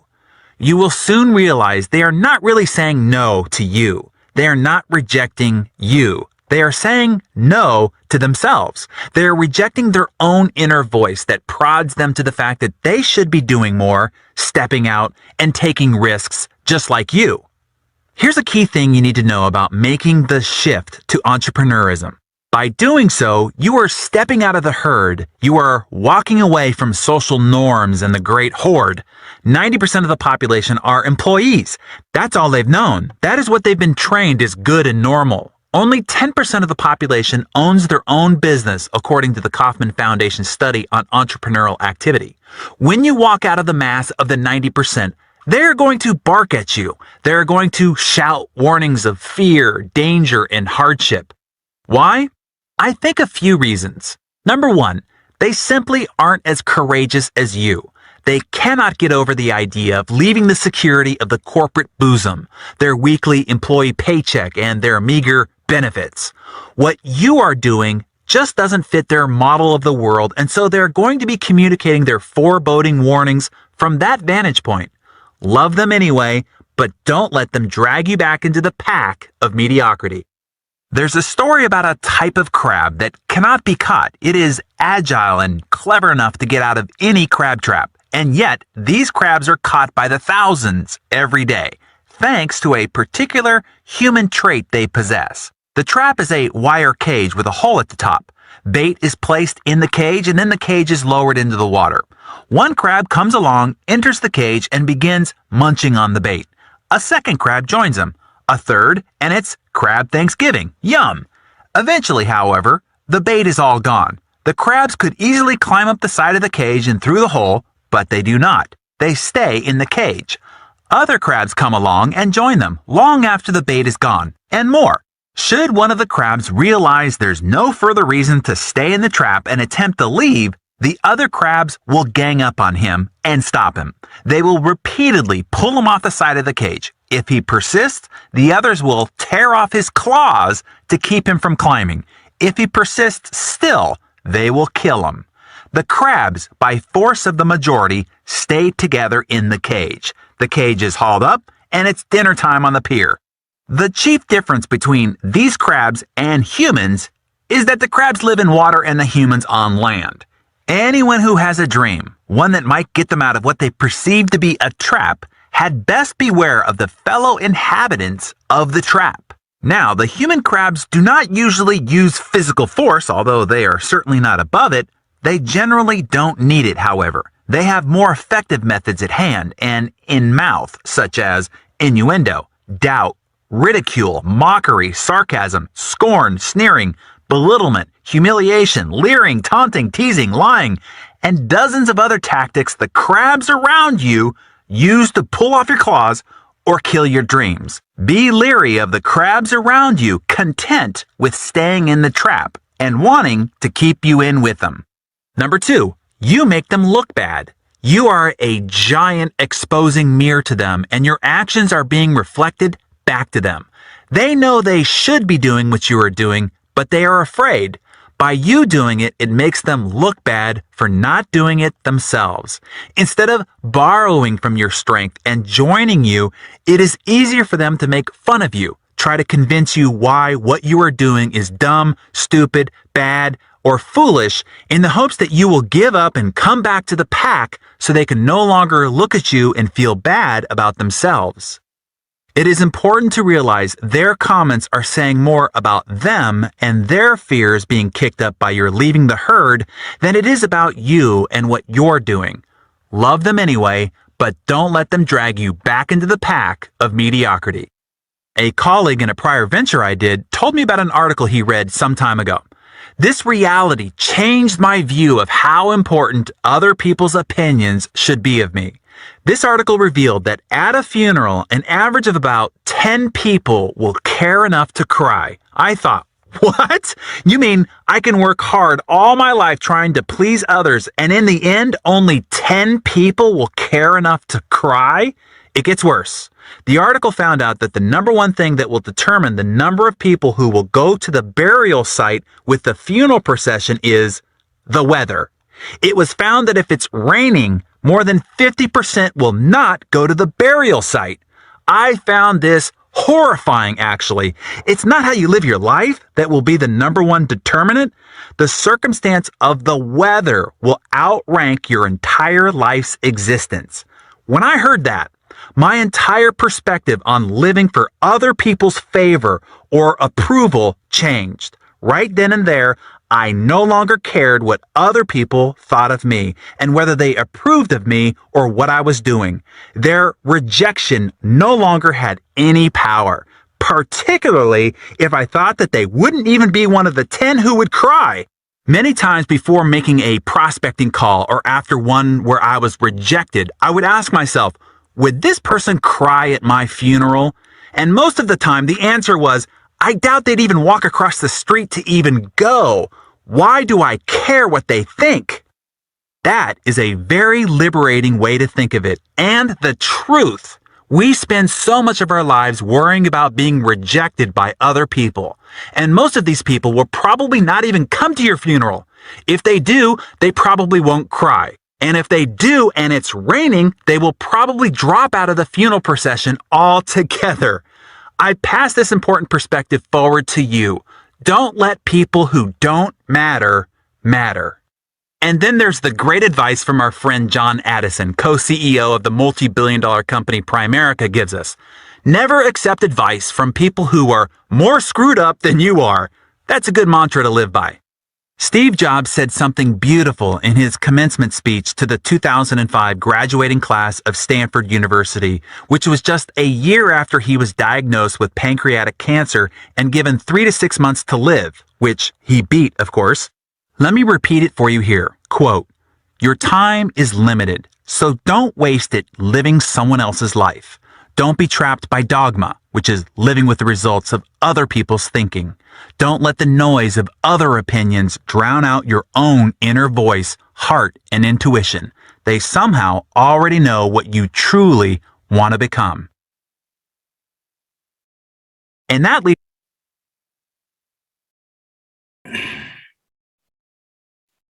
How does this landmine on self-image make you feel? How does it make you feel? I want us to take just a moment to think about it. How does it make you feel? Very liberating. Very, very liberating. Because this is what holds a lot of people back in our business. Because they are basically having this self-image, thinking about what people are going to think about them. You don't want to invite certain people because of what they would think about you, what they will say about you, right? Your family and friends, you are looking at what they feel, and you're so concerned about what they feel, you're not concerned about what you feel. You're not concerned about what you want. You see, when people reject what you tell them, they're not rejecting you. They're actually rejecting their own inner voice that is prodding them, telling them, do this and do this and do this thing. That's what they're doing. I spoke to somebody sometime last week or two. This lady was in my office, and she used to be somebody who has been in the forefront of condemning network marketing. And her friend invited her. They came for a presentation. And the moment she entered the office, she saw the network marketing, she turned back to leave. But somehow the friend made her stay, and she was sitting there not concentrating, just trying to distract herself. But at a point in time, what we were saying, she could no longer hold it anymore. She had to now start listening. She could no longer be distracting herself so much. She had to start listening, and everything started going in. At the end of the presentation, she would have joined us, but she was interested in what people will say. She said, I've been the one telling people not to even listen to this, not to even do this thing. Just imagine me, I'm even thinking of paying now, And she was so adamant that she wanted to go home. She didn't want to pay there and then. The reason she wanted to go home was so that she can go back into the warm embrace of those people who will talk her out of what is going on in her head. This is somebody who had been so much in the forefront of, stopping people from doing the business. You see, when you are so interested in what people will say, guess what? When time comes, they won't be there to rescue you. You see, there's nothing more screwed up than taking advice from people who are more screwed up than you, who are broke, who are poor, who cannot give you financial advice, and you go meet them to give you financial advice. What do you think they're going to tell you? Something positive? The answer is no. Right? So remember that you are the one that got the vision. I tell people, the vision was put in you. It was not put in your father. It was not put in your mother. It was not put in your wife. It was put in you. And if that vision was put in you by God, it is left to you to live the vision. Don't blame other people when they don't see the vision. The vision was not put in them. If you invite somebody into this business, show them the business, talk to them about the business, and they say they will not join you, don't feel sad. Don't feel bad. The vision is not for them. The vision is for you. If God wants them to do the business, God will put the vision in them. Your job is to seek out people that God has put the vision in, and you only seek them out by showing everyone the business. Those that want to do it will do it. So don't live your life based on what other people are saying. Don't live your life based on what people think. Don't live your life based on what people feel. Don't do that. If you do that, you won't go find a business. People who go find a business are vision driven. They are vision driven. Champions are driven by vision. Champions are driven by a desire to conquer no matter the odds. That is what we are doing here, right? So if you want to win this business, you need to know that you are in this business for yourself. Stop living your life for other people, right? Stop seeking out other people's failure. Don't let people who don't matter to matter. Don't let them drown your desire, drown your goals, drown your vision. Because in the end, when it push comes to shove, they will abandon you. You will be on your own. Let's look at the next landmine. Leads us gracefully into our last potential landmine, and that is landmine number 5. The product you are really sharing is you. This is a big and important distinction to understand. You see, when you are at a job, you are performing a task. It might be computer programmer, marketing director, systems manager, network engineer, whatever. When you get into marketing, there is a giant misconception that what you are sharing is the product or service of the company, or the business opportunity, or financial freedom, or health, or hope, or any number of things. But what you are really sharing is you. And this is a frightening reality for most people. You see, in the product representation business, and most particularly the recruiting business, you are in the attraction business. When you are telling people about this great product or great opportunity, they are looking more than they are listening. And they are asking themselves, do I want what this person has? Do I want to be like this person? Do I want to show up like this person is showing up to me? Do I want to come off to my friends and family like this person is coming off to me? In that moment, you are the billboard, brochure, and poster child of that product and the company. How does the company look if you look in the mirror? The answer to that question is what you constantly want to be improving on. You see, it's not what you say that gives your words power and influence. It's who you are behind your words that gives your words power. This is an important distinction because people are constantly perplexed about what to say. They think it's the script that matters. What you say has very little to do with your ability to influence and attract. Let me give you a perfect example. The greatest recruiter in the world had one of the worst scripts imaginable. I mean, if you were a script writer, you would find this horrifying. Here's what he said. You follow me. That's it. That was his complete recruiting script. But it was effective. Why? It wasn't what he said. It was all that he was. His name was Jesus of Nazareth. And his reputation of who he was more important than the words he used. Just think about it. This is true for you as well. There are people in my life that if they called me and said, follow me, I would, no questions asked. I believe in who they are to that degree. And then there are other people in my life, no matter what they said, they could give me the most professionally polished, entertaining, emotionally charged, psychologically calculated, and visually stimulating presentation imaginable, but there's no way I'm following. I'm sure you know people like that too. This is why your personal development is so crucial in the success of building your business. One of the days that changed my life was a day back in November of 1994. I went to a seminar, and that was the day I met the man who would become my mentor, Mr. Jim Rohn. I wasn't even there to hear or meet Jim. I was there to meet the promoters of the event. But I needed to wait until the event was over, so I sat down and listened to this willowy, gray-haired man with the most fascinating voice and intonations lecture about the principles of success. What he said riveted me. Jim Rohn asked the audience, how many people want more? I thought, yes, I want more. Success, money, a better body, more companionship, etc. And I awaited the instructions of what to do. By that point in my life, I had experienced some moderate success already, but I had done it through sheer brute force. I was aggressive and just outworked, outfailed, and outpersisted everyone else to grab my achievements. I did it by doing, do. But what Jim said next would multiply my income, my goal achievement, and my results. And it wasn't by doing.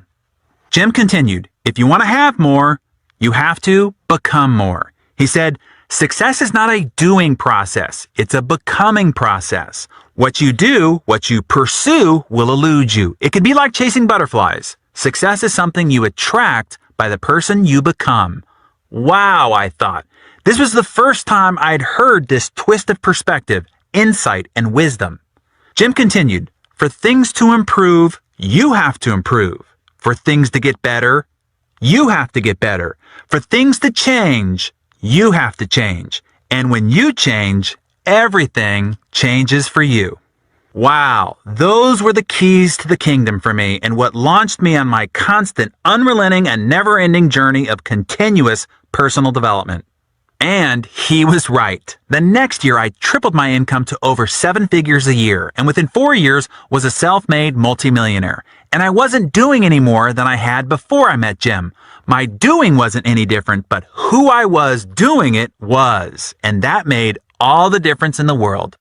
I invite you on such a journey, the journey of continuous personal development. If you want anything more in life, this is the yellow brick road to getting there. As Jim Rohn says, you want to work harder on yourself than you do on your job. In this case, you want to work harder on yourself than on your business. In fact, your business is you. The more you grow, the more your business will grow. So, when it comes to where you want to focus your personal development and what will be responsible for your successfully making the shift into entrepreneurialism, the key is the nurturing, continual cultivating, and never-ending fortifying of your positive attitude. I hope you get this key point. Over what to say, what to do, what to learn, what you do or don't know, none of that is as important as your focus on continually developing and improving your positive attitude. It is what separates the superachievers we all idolize from everyone else. Above all other attributes, it is their attitude that sets them apart and will for you too.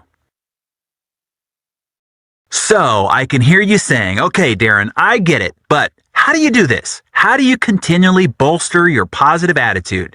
How do you go to work on your personal development? Well, let me give you a simple plan. Your personal development plan can be as simple as this: reading 10 pages of a good book a day.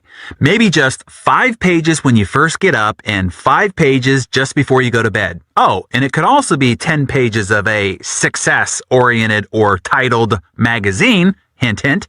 This is going to affect you far more positively than reading about what's wrong, tragic, or dangerous in the world by reading the newspaper when you first get up, or watching the 10 o'clock news just before you go to bed. Secondly, listen to 30 minutes of an instructional audio a day. You can do this as you drive, when your hands are busy but your mind is free. I can tell you, my car does not move without two things: gasoline and an ever-present library of instructional CDs that I listen to as I drive around. As a society, we average 12,000 miles a year. That's 300 hours of feeding time. Brian Tracy taught me early in life to turn my car into a mobile classroom. He explained that if you listen to instructional CDs as you drive, each year is the equivalent. You can do this as you drive, when your hands are busy but your mind is free. I can tell you, my car does not move without two things: gasoline and an ever-present library of instructional CDs that I listen to as I drive around. As a society, we average 12,000 miles a year. That's 300 hours of feeding time. Brian Tracy taught me early in life to turn my car into a mobile classroom. He explained that if you listen to instructional CDs as you drive, each year is the equivalent of 2 semesters of an advanced degree in college.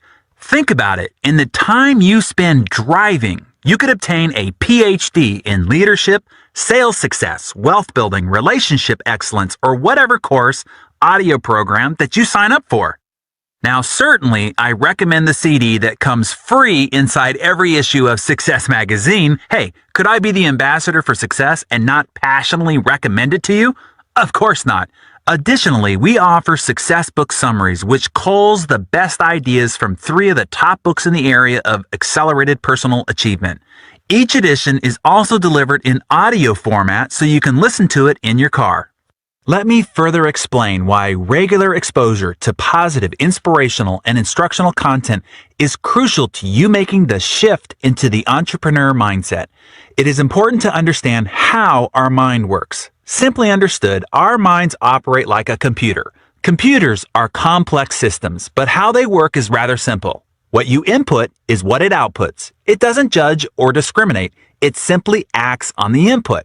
This is also how your mind works. It doesn't judge or discriminate the information you feed it. It simply acts on the input. I'm sure you've heard the axiom, garbage in, garbage out. This is true for computer programming and for the information you allow to program your mind. Here is how the creation process works. You get in life what you create. That is easy enough to understand. We are creative and productive beings. Our life is a result of all we have created. So, what informs your creative process? You create what you expect. I'm sure you've heard the adage, expectation manifests into creation. What you expect to happen is what your creative capacity goes to work on producing. So then, what is driving your expectation? You expect what you think about.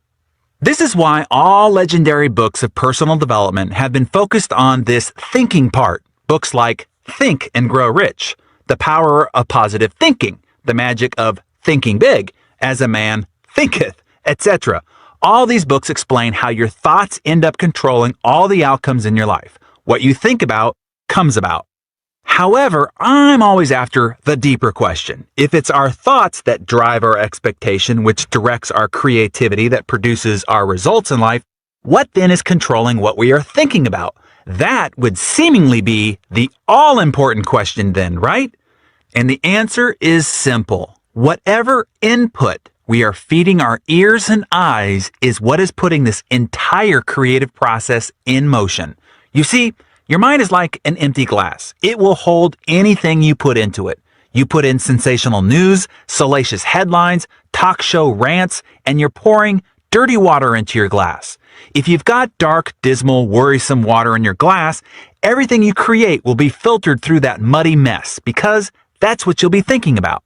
Garbage in, garbage out. All that drive time radio yak about murders, conspiracies, deaths, the bad economy, and political battles drives your thinking process, which drives your expectations, which drives your creative output. That is bad news. But just like a dirty glass, if you flush it with clean, clear water under the faucet long enough, eventually you'll end up with a glass of pure, clear water. What is that clear water? positive, inspirational, and supportive input and ideas. Stories of aspiration, people who, despite challenges, are overcoming obstacles and achieving great things. Strategies of success, prosperity, health, love, and joy. Ideas to create more abundance, to grow, expand, and become more.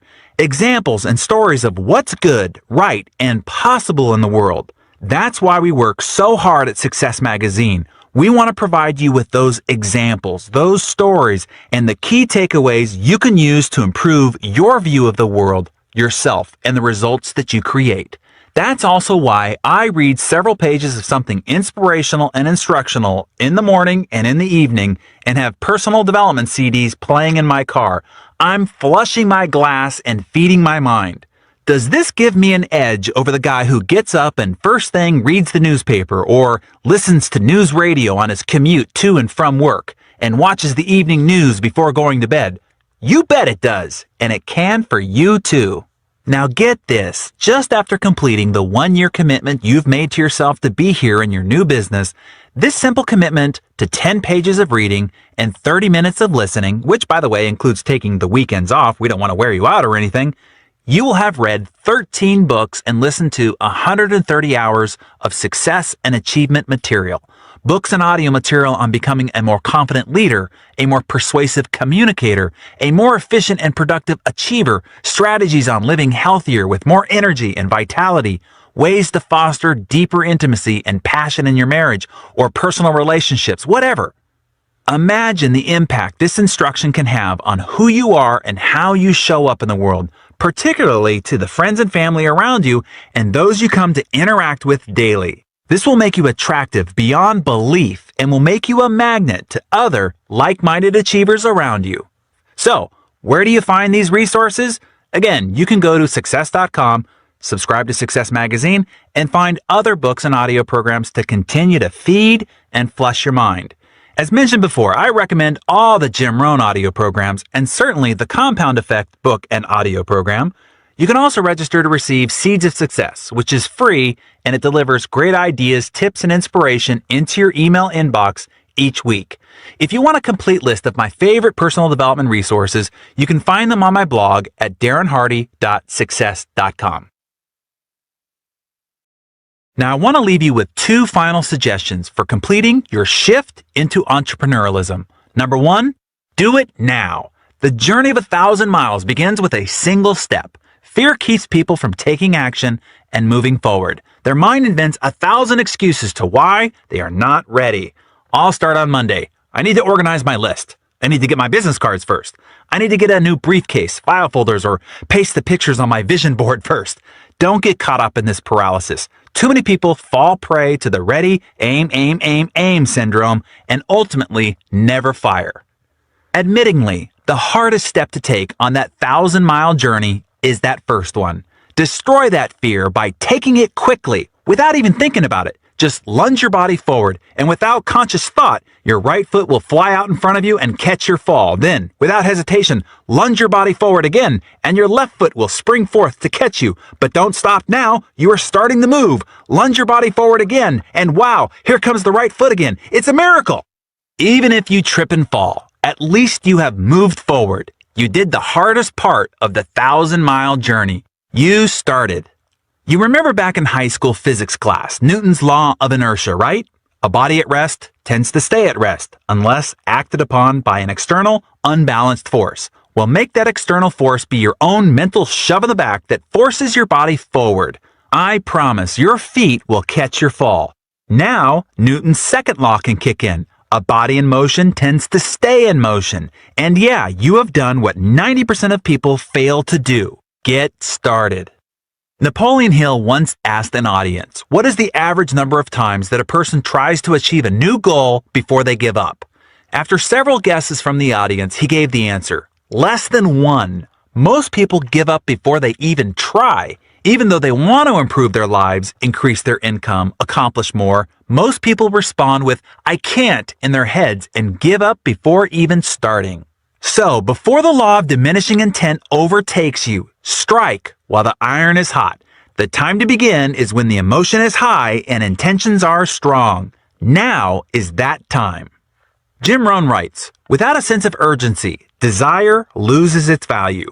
Now is the time to act. No, I'm serious. Now, not next week, tomorrow, or even later today. When this audio is done, I want you to take some action. Take the product and share it with 3 people right now. Use any tool, an audio, DVD, magazine, conference call, recorded call-in line, website, whatever, and show it to 3 people today. I can hear you saying, but I'm not ready. I don't know what I'm doing yet. That's great. In fact, many times it's the best time to jump into massive action. Why? Because you can honestly and openly say, a friend of mine showed me this new product. I've tried it and I think it's amazing. You should try it. And they ask, well, what's in it and how does it work? You can say, heck, I don't really know. All I know is it worked for me. Try it for yourself. Or you can say, a friend of mine is really excited about this new business idea. I think I'm going to try it too. I can't even really explain what it is, but it's all on this audio, DVD, website, or in this magazine, whatever. Right now, ignorance is truly a blissful asset. Use it while you can. I love the principle that teaches the heavy chains of worry are always forged in idle hours. Take action fast so you can see some success fast. So let me give you a counterintuitive way of getting some success fast. Go get a lot of failure fast. Watson, the former president of IBM, said, the key to success is massive failure. If you want more success, double your rate of failure, he said. This is one of the earliest success philosophies I was taught. It has earned me millions of dollars over the years, and I'm now going to pass it on to you. Make your goal not the number of people you're going to get to buy or join. Make your goal the number of people you're going to get to say no. Make the no's your goal. Why? Well, Watson just told you it's the key to success. So by making the no your goal, you not only make it okay for people to tell you no, when they do, you are happy about it, not sad. You are one step closer to accomplishing your goal. This 180-degree mindset will have miraculous consequences in how you move forward, understand, and accept rejection and failure. You will now see it as progress rather than failure. You will feel victory rather than defeat. You will seek it rather than try to avoid it. In the end, it simply comes down to a numbers game. I want you to remember this as you journey forward in the building of your new business. Some will, some won't. So what? Next. Just move on to the next person. I want to challenge you with this as your first goal. Now, it's a big goal, so I want you to be ready. You can cut it in half or a fourth if you only want half or a quarter of the success, but if you really want to break the inertia, not walk off the starting line, but leap off it, this is the goal I want to challenge you to take on. Are you ready?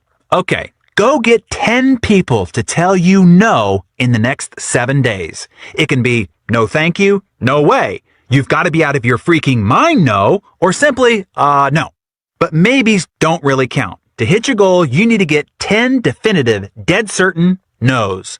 Do as Jim Rohn said. Invite them to be one of your 7 out of 10 who say no so you can keep the law of averages moving along. So to do this, my guess is you will have to introduce about 30 people over the next 7 days, as 20 of them will still be waffling as you chase them around in the follow-up process. These need to be quality introductions too, which means getting the product or tool in their hands. An audio, DVD, magazine, a live meeting, conference call, or other tools the company has professionally produced for you. Then ask, do you want to buy it? Or do you want in with me? I'm going to be very successful at this with or without you. Do you want to come with me or not? Either way, it's no sweat off my back. That's it. Go get 10 people to respond with no. During that process, it's likely someone will say, yes, I want that, or heck yes, I'm with you. But that's not the goal. Just an interesting bonus. The goal is to get 10 no's. Fair enough? Now, do it. This might be the most important challenge you ever take on. Not that it's that big or even that hard, but there's incredible magic in taking significant enough action to get yourself moving forward, long enough to progress through enough defeats to gain enough victories to have you live to play another day. That starting process could be the difference of you making it, thus making the shift, which a year, 2, or 5 from now could be the reason why you're living such an abundant lifestyle with complete financial and time freedom, leisure traveling around the world, and making a significant contribution to the people and the organizations you care about. How this adventure ends for you has a lot to do with how it starts. Get started now. And here is the last ingredient I suggest you need to make the shift to entrepreneurship. It is one of the key ingredients I observe in all the great achievers I get a chance to meet, and it is this: resolve. I love the quote from Benjamin Disraeli: "Nothing can resist a human will that will stake even its existence on its stated purpose." This simply means, I'll do it or die. Wow, nothing can get in your way with that conviction of commitment. I want you to see your new entrepreneurial business as your mountain in life with a "this is it" mindset. Now, when you finish this audio and start talking to people about your business or talk to them about this mountain you're going to climb, your well-meaning friends and family are going to say, "What? Are you crazy? You don't know how to climb mountains. That is too dangerous. You should just stick to your job. You're lucky to have a job in this economy. You shouldn't go climbing mountains. Get off that mountain." And you're going to have to look them in the eye and say, "I'm going to the top." You're going to start climbing this mountain, and others are going to come up to you and say, "You know, I heard that mountain is no good. I heard about others who tried to climb it and fell off and got badly hurt. You shouldn't climb that mountain. You probably will fall and get hurt too. Be safe and get off that mountain." And you're going to have to look them in the eye and say, "I'm going to the top." You will continue climbing your mountain, and yet others will come up and say, "Hey, you know, if you really want to climb mountains, you shouldn't climb that mountain. It's too rocky, too slippery, too hard, and it will take too long. You should come over here with us and climb this mountain. It's easier, faster, better, and we'll make you a special deal on it if you climb over here." And you're going to have to look them in the eye and say, "This is my mountain, and I'm going to the top. You're either going to see me waving from the top or laying dead on the side. I'm not coming back." That is the kind of resolve I wish for you. That resolve, armed with your why power, your unrelenting commitment to the process for at least a year, and your jumpstart to grab 10 no's in the next 7 days, and you are virtually assured glorious success. Over the next 7 days, let me encourage you to listen to this audio over and over again. Use this audio through your first 7-day dash to keep your mind elevated and your spirit invigorated. Play it over and over again to continue to prod you to move forward. Okay, I am really excited for you. This is the beginning of the rest of your life. Your decision and now action to make the shift will forever positively impact the future of your family. Life will never be the same starting today. The abundant possibilities are now available to you. You can now exercise the person you were meant to be and live the life you were meant to live. I will leave you with the famous words of Henry David Thoreau. Go confidently in the direction of your dreams. Live the life you've always imagined.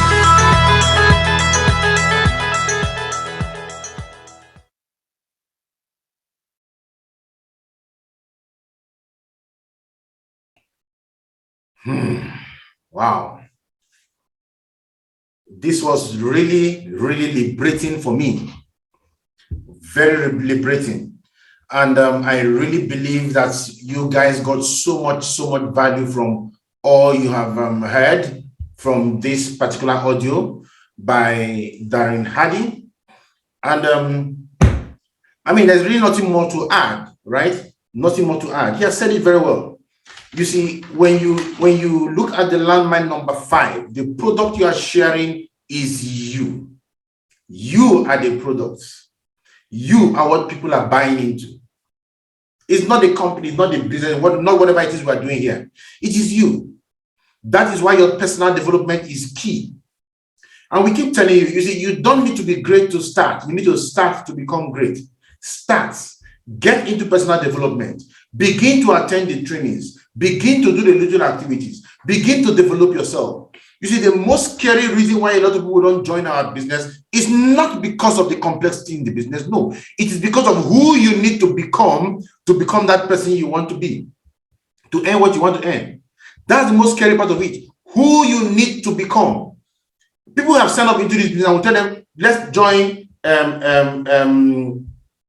some meeting, they'll say, no, I don't, when I was signing up, you would have told me everything. You didn't tell me I was going to be attending class. I don't have time to attend class. I don't want to attend in training. I don't want that. And that's why they're small-minded. That's why they achieve little. People are afraid of who they're going to become. If you are not ready to transform yourself into somebody that people want to buy into, guess what? Nobody is going to join you. You're not going to build a business. The only way to win is through personal development. And that's why personal development is so critical, right? It is going to transform you. Jim Rohn said, if you want to have more, you must become more. He said that success is not a doing process. Success is a becoming process. Success is not what you pursue. Success is what you attract by who you become. You want to win in this business, become somebody that people want to connect to. It's as simple as that. I know how many people have called me out of the blues and tell me, you know what, I watch your video on YouTube. I want to join this business.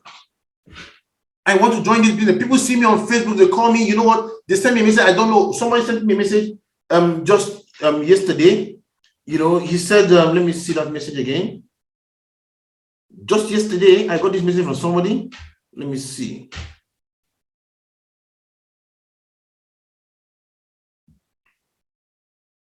Where is that message?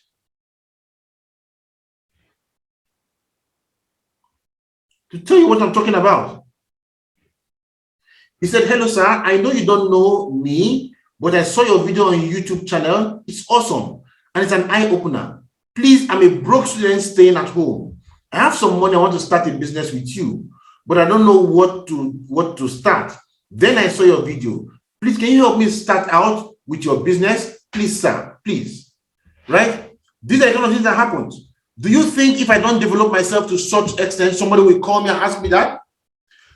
Last week, somebody called me and told me, you know what, I watched the video. I want to start with a megaverse. I want to do a $1 million account. And the gentleman paid for $1 million to start the business.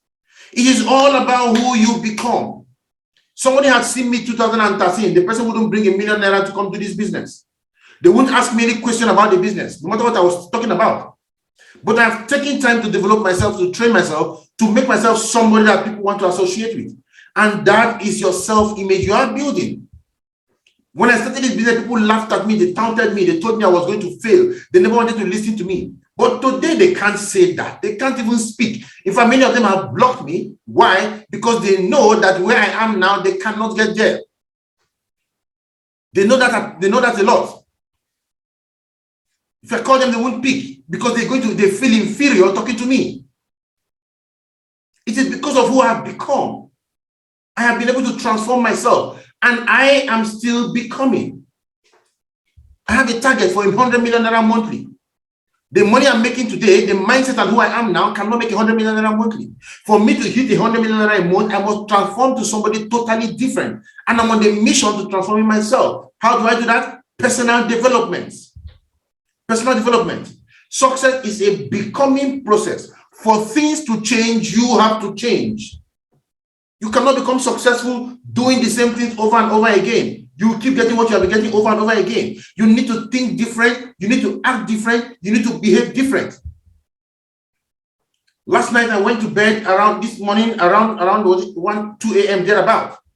Close around that period. That was when I went to bed. What was I doing? Personal development. I was going through a new set of trainings that will lead me to the destination.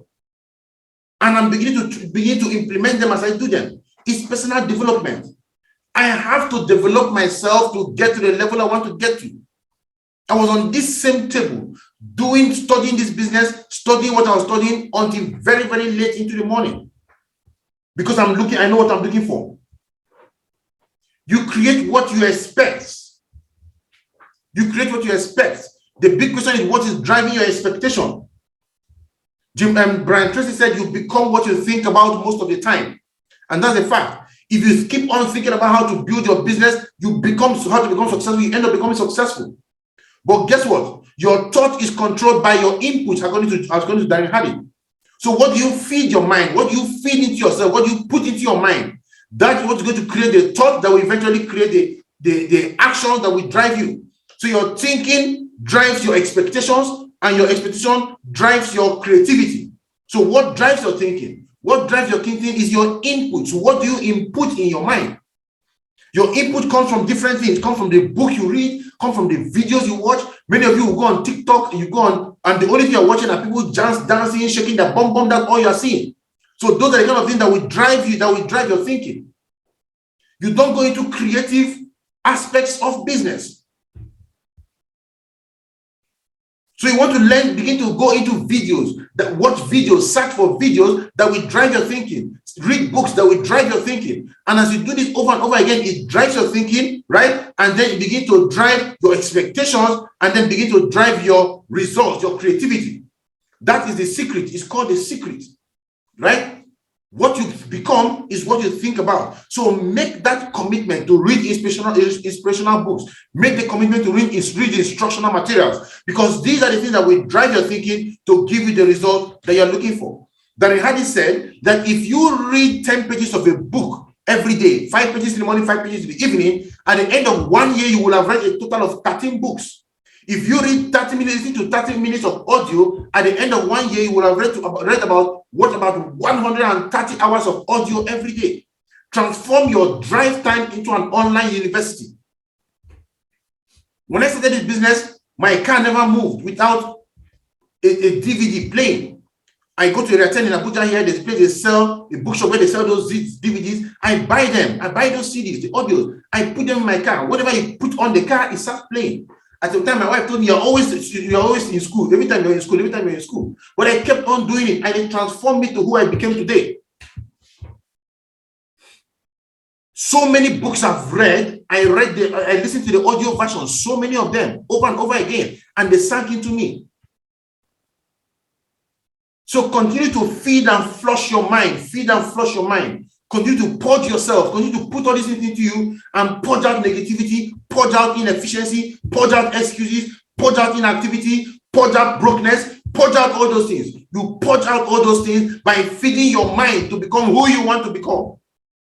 And in the final suggestion, Jim Rohn said, do it now. Don't get caught up in procrastination. Aim, and you never fire. It's called analysis of paralysis. Right? Paralysis of analysis. You are analyzing, and you never get started. You never start. I want to, you never start. I will invite, you will invite, you never invite. Get started now. Get started now. It's as simple as sending out those videos to 10 people. Send those videos to 10 people today. Tell them to watch those videos and follow up on them until they watch it. It's so simple. It's as simple as that. You can decide to do 10 videos every day. Do 10 videos every day for the next 10 days. That will be 100 people you send the videos. Where do you see people to do the 100 to send the videos? All you need to do, go on your WhatsApp. Open your WhatsApp. When you open your WhatsApp, you will see all these are people you've chatted with.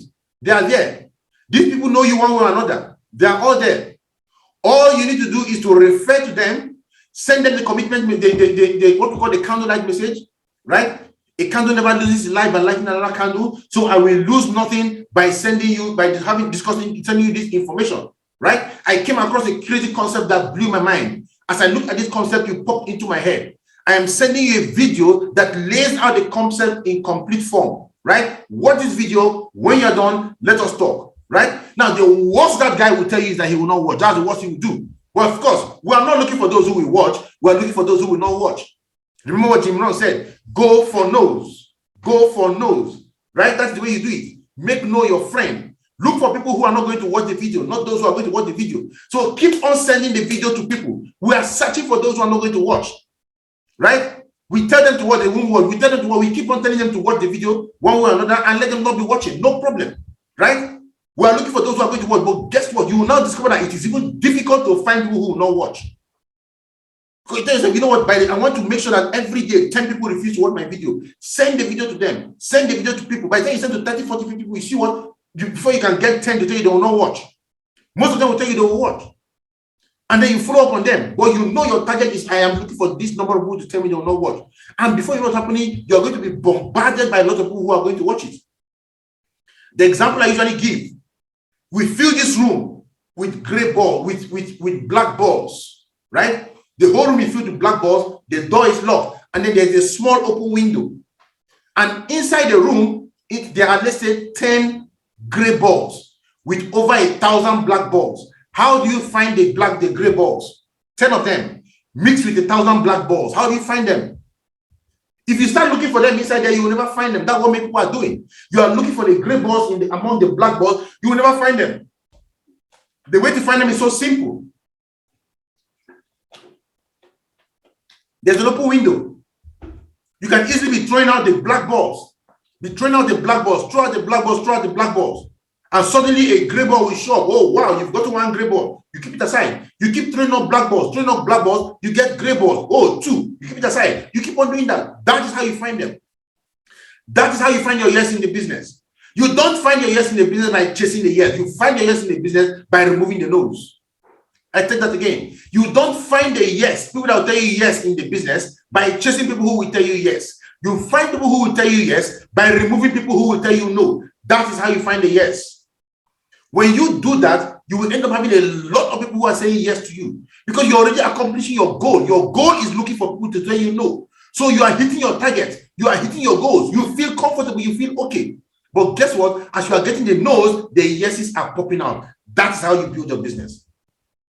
And finally, resolve to do this. Resolve to become successful. I will do this or die trying.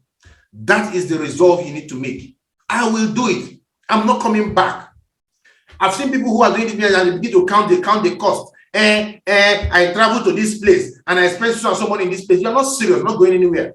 I went to do a presentation in Port Harcourt, in Calabar. I spend money doing the presentation. Once you start counting the cost, you're not serious.